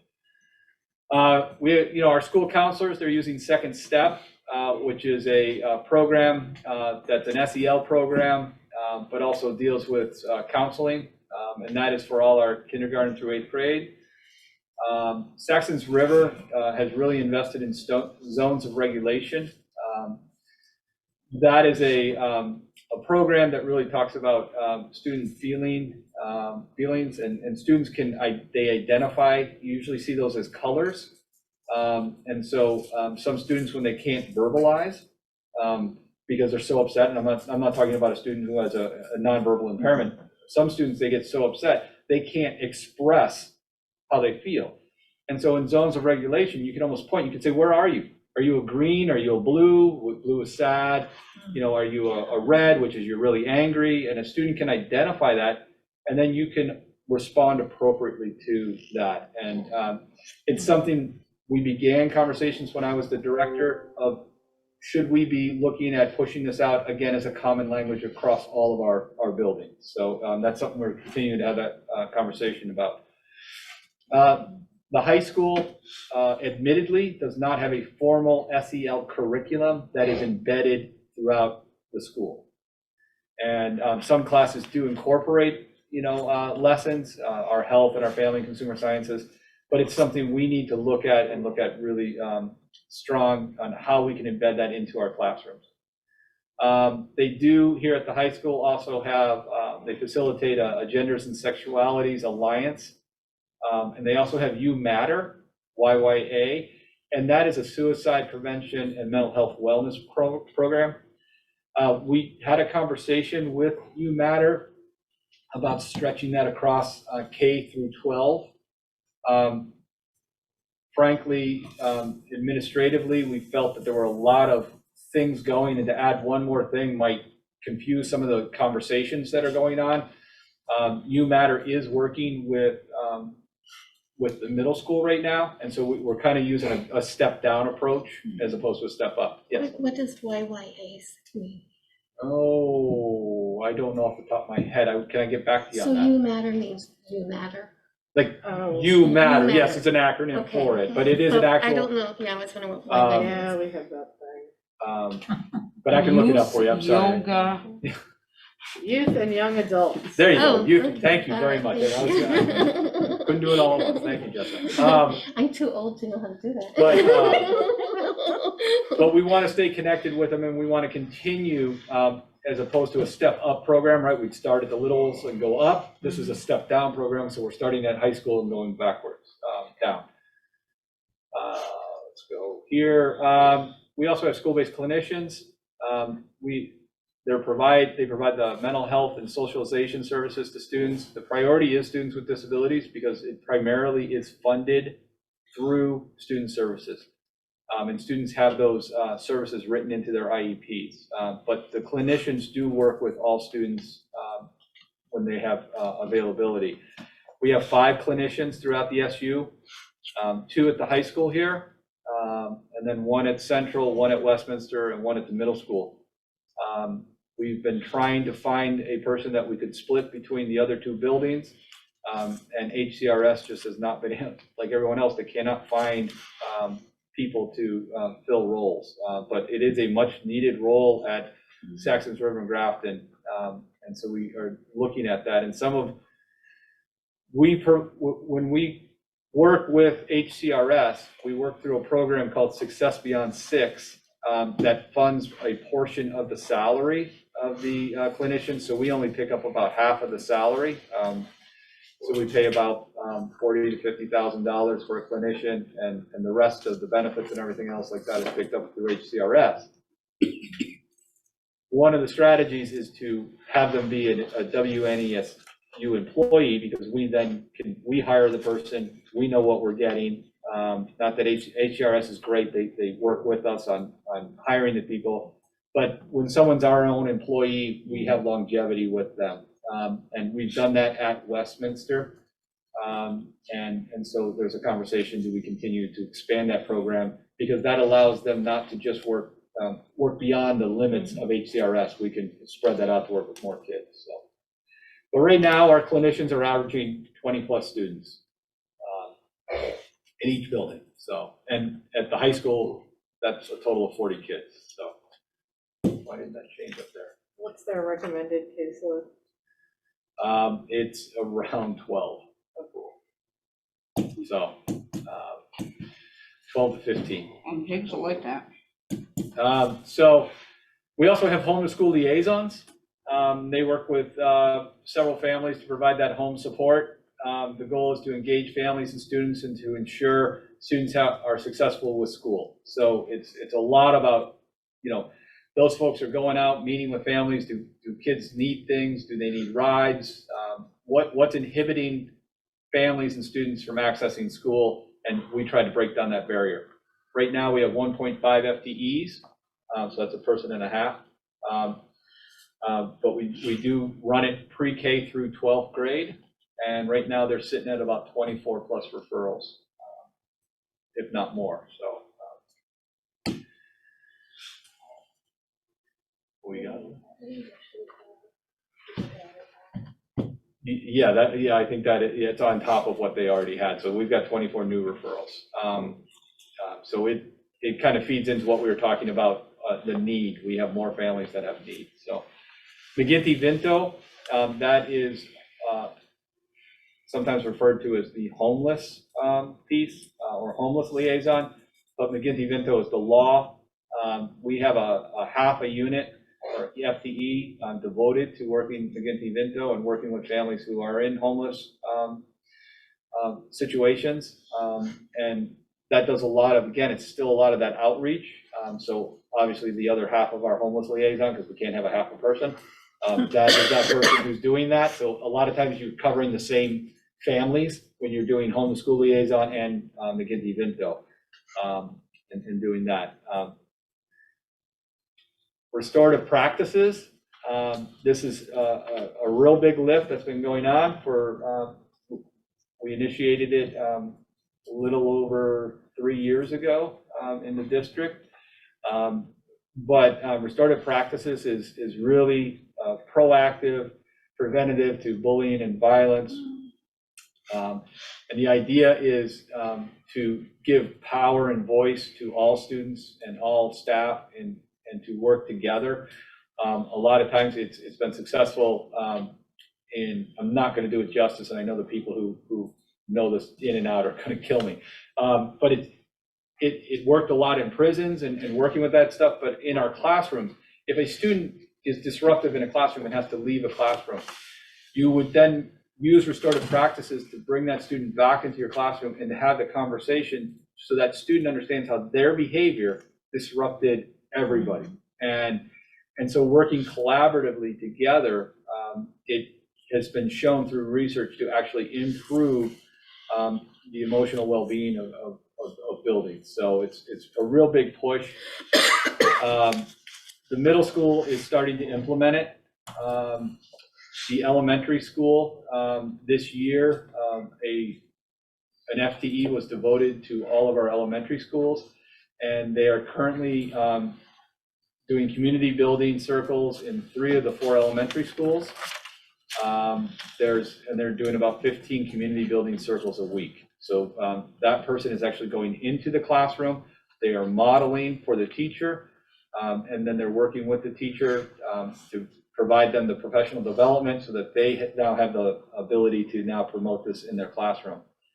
And then we then are working on implementing the tier 2 and the tier 3. So that restorative practice is that tier 1. Everyone gets that bite at that apple. And then tier 2 and tier 3 are the conflict resolution and the addressing the harm. At the high school, there's about 60 referrals to a tier 2.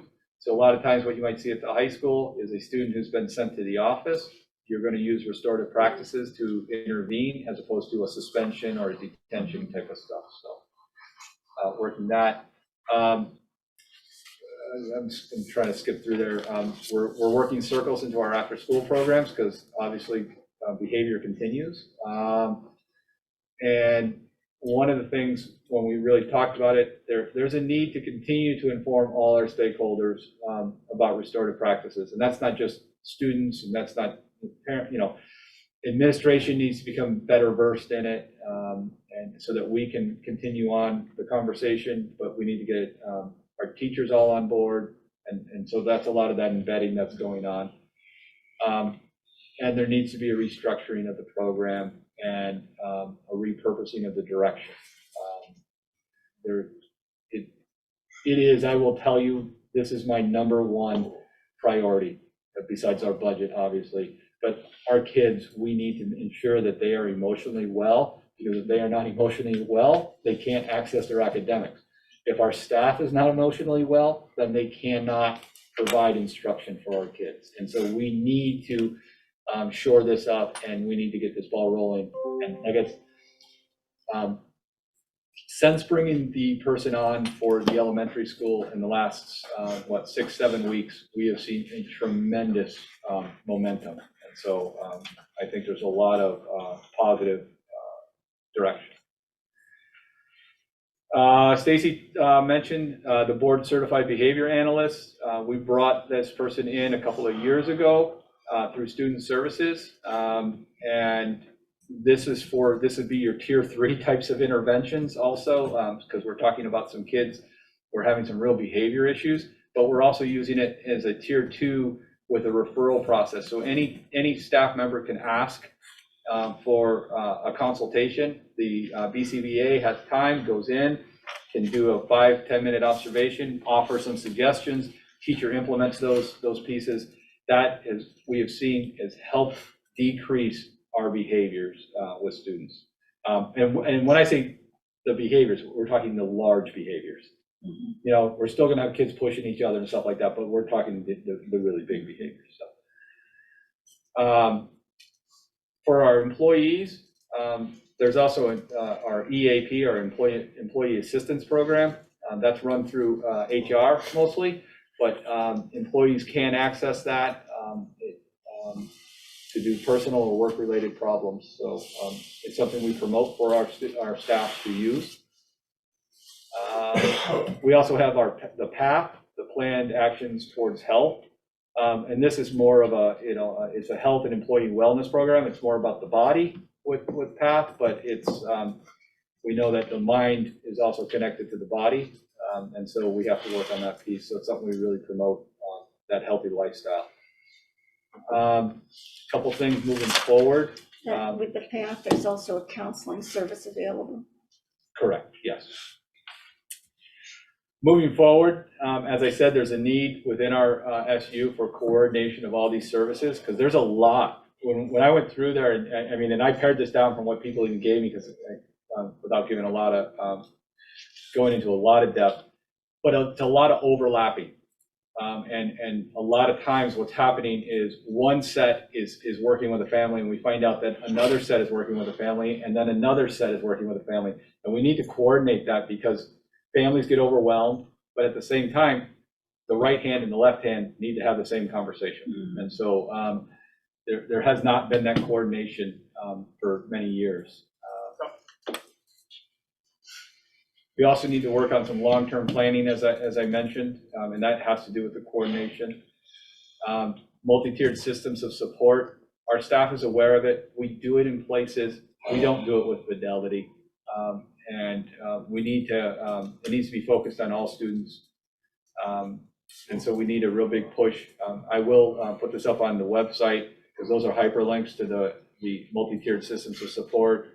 And then just recently, the state launched an SEL Vermont that has actual classroom lessons that teachers can use, and suggestions and things like that. So it just got pushed out. We pushed it out to staff. But again, we need to look at how we're coordinating it so we're having the right messaging.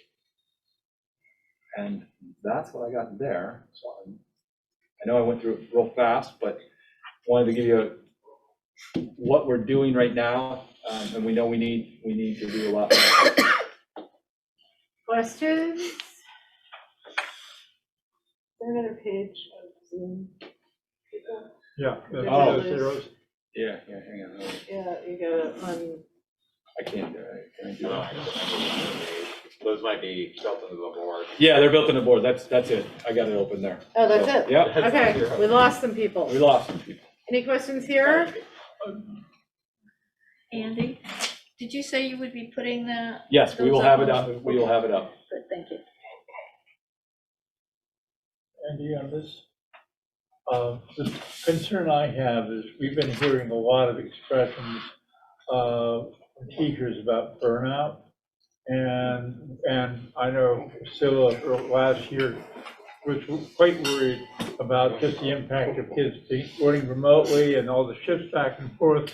And and kids also having disproportionate stress because of all this stuff. And I'm wondering, beyond sort of the basic program, are there changes in these programs that we need to know about, or that are designed to deal with the specific stress of the moment?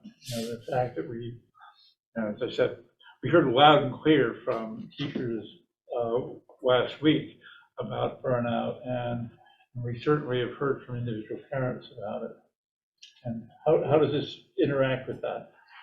So a lot of this is designed to give teachers the tools to deal with the student behaviors and whatnot. Some of the other pieces that we're building in the elementary schools with restorative practices, one of the things we're going to be building at and piloting at Central is what we call a Zen Den.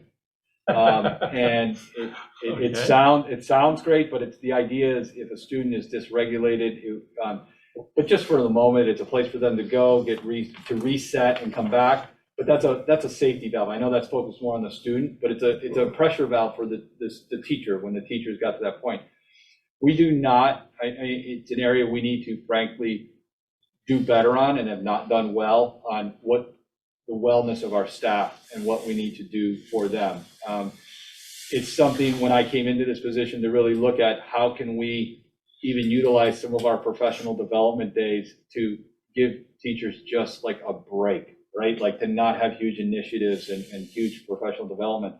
I'd love to try and do something right here before Thanksgiving, but restorative, the responsive classroom training was already, it's paid for, it's a lot of money. And so it was already booked to move away from that would actually do that discredit too. So we are looking for things, and that's one of the things I want to do is get a small group of folks together. I put an email out to staff today saying that I'd be convening a small committee, and I got quite a few responses already of teachers who want to be a part of the new direction and that we're looking to do with not just restorative practices, but with all of these initiatives.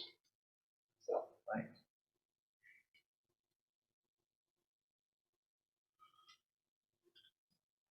All right.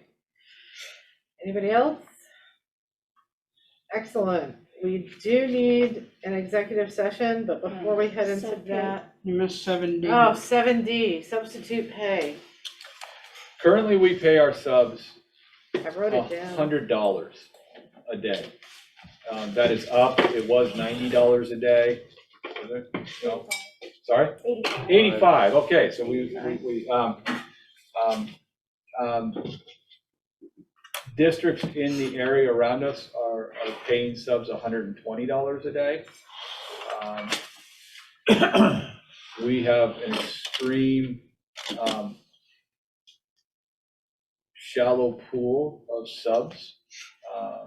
I don't know if even increasing it is going to increase that population, but to try and attract more, I have had a couple of comments from people who do sub and saying that, you know, if another district's calling them and they're paying more and we're calling them, they're going to go that way. And but it's a huge challenge, and you know. Is it 6.5 hours? Yeah. Yes. When do we expect them? Is it She's 8 doing the math here. I want to see. 8 to 2:30? Yeah, you,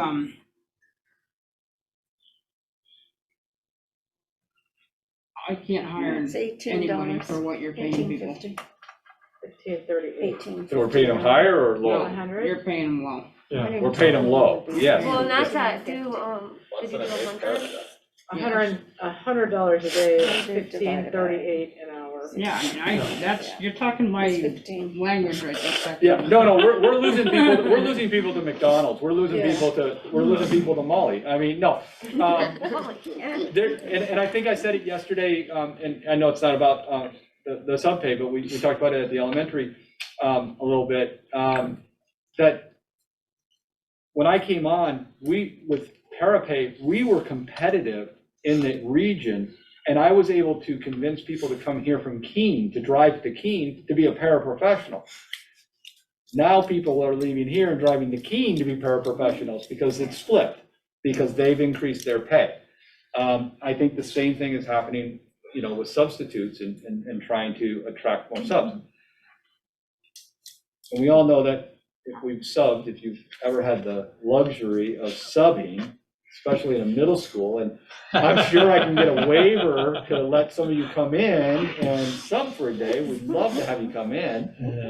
And that's, I mean, our middle school kids are great, but it's a challenging group, I mean, age group. And Subbing can be very difficult, and what's happening, you know, a lot of our teachers, in the past, you know, a teacher might have been like, okay, I'm not feeling 100% today, but it's actually, it's more work to do a sub plan for a teacher than to actually stay up.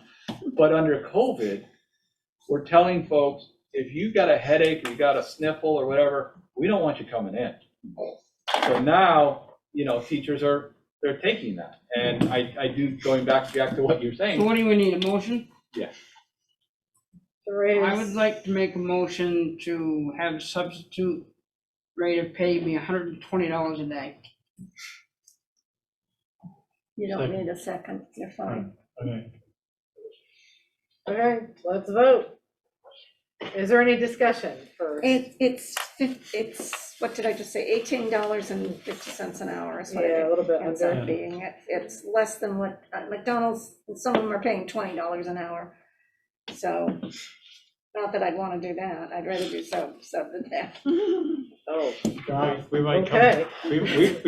we might come back on this, is that, we've got some reality that's gonna come up actually in budget discussions really soon about what it's gonna cost to run this place, so.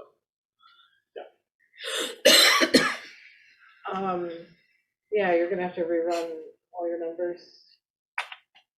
Can we vote? Yes, let's go. Priscilla, Yes. Jason B, Yes. James McCullough. Not here. I think he left. Lynn, Yes. Jack. Yeah. Molly, Yes. Deb. Hank is also not there. Brenda, Yes. Cheryl, Yes. is Charlie here?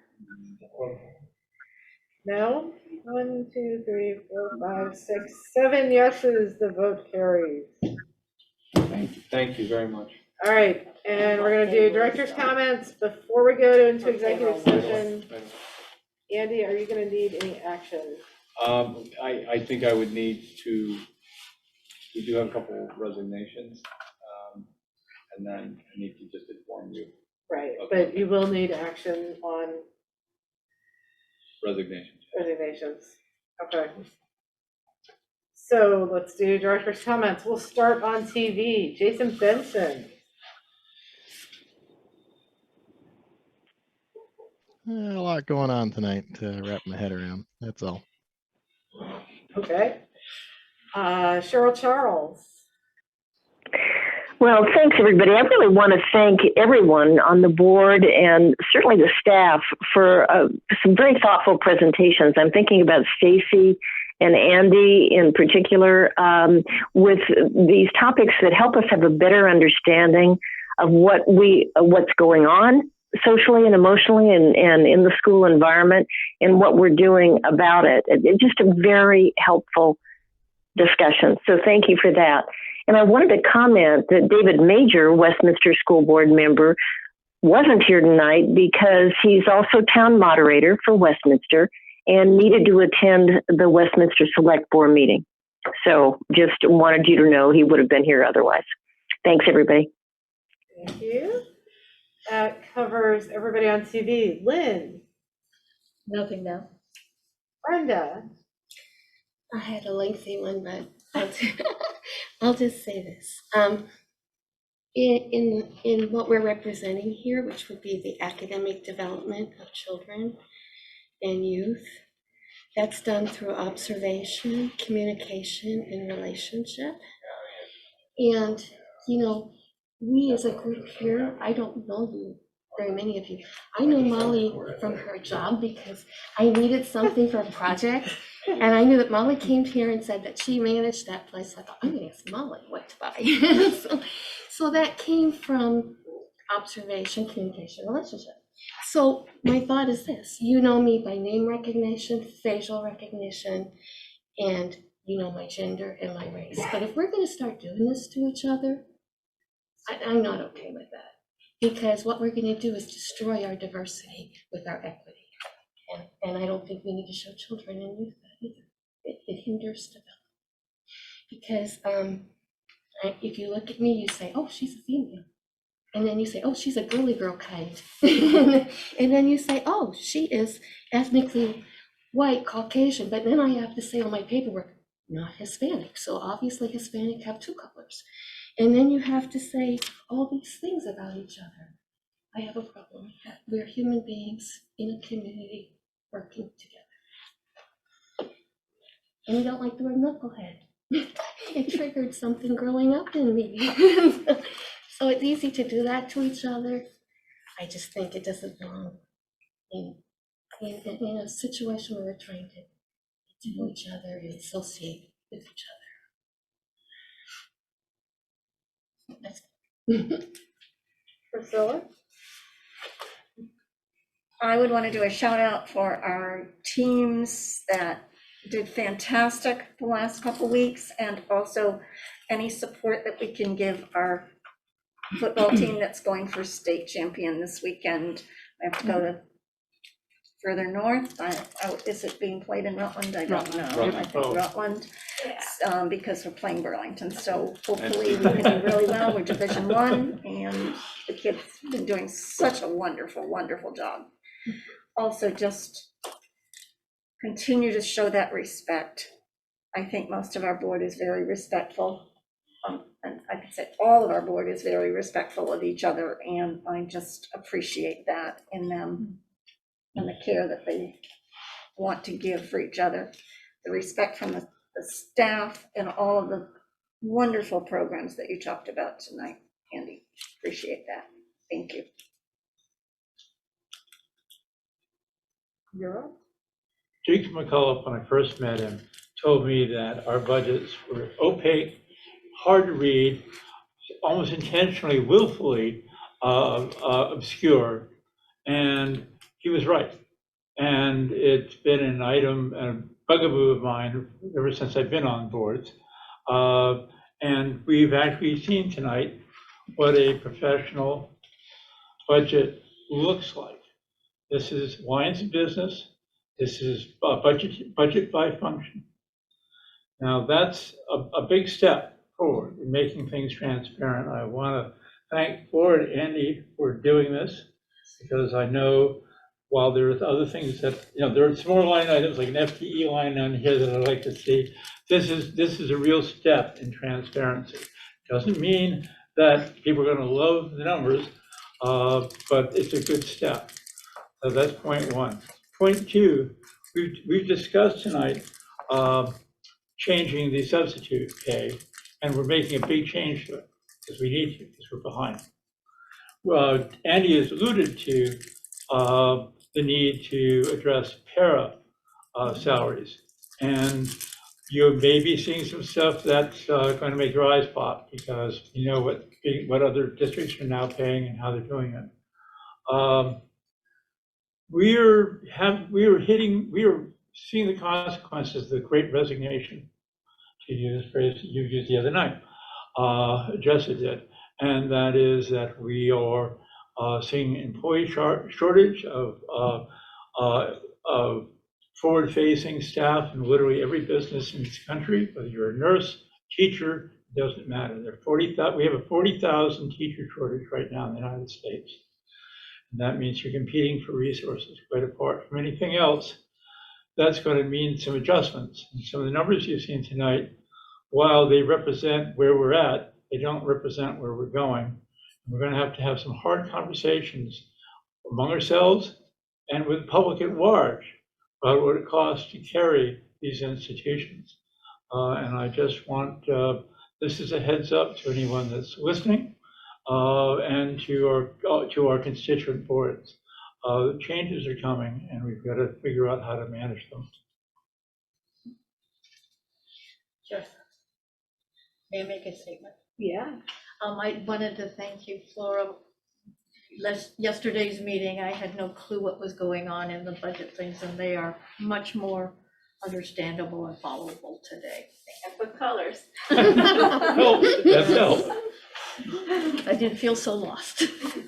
Thank you. Thank you, Flora, for coming, and Shauna, because this is not traditionally something that you have to do, and you've been here a lot. Molly. So you probably know me a little better tonight than you have in the past. I forgot my opening statement, and I was gonna put the flag, don't tread on me.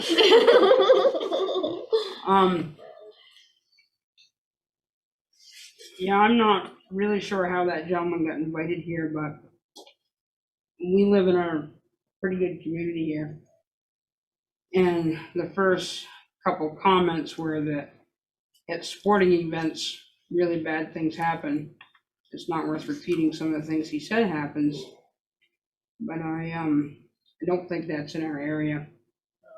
And I know that it happens in the world, but I think, you know, sitting at this table in our little small town, that it kind of felt to me like that's what we were trying to put across, and I didn't like it. I guess in a different situation, I probably would have listened to that with more open eyes and open ears, but in this group right here, I didn't care for it. I would like to reach out to the football team. Good luck. We're gonna have a state title here by Saturday night. Everybody has worked super hard. At the high school meeting, I said my 2 cents about the snack shack and how hard those ladies work, but just as anybody listening, it's really quite a group of people that work there, and they work super, super hard to support the kids and to raise money for scholarships and programs, and it's a pretty neat bunch of people to be involved in, so thank you very much. Molly, since you're on TV, where can people watch the game streaming or anything, do you know? It is on, but you'd have to get on the Bellas Falls football page to find it. I couldn't rattle it All off right, to you. well, that's where to find it. 11 o'clock game? 11 o'clock in Rutland. Okay. So now, did I get everybody? I got everybody.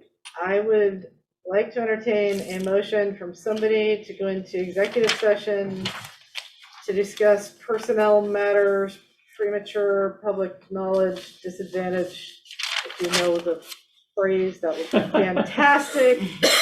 Premature public knowledge with prejudice, the interests of the board and community.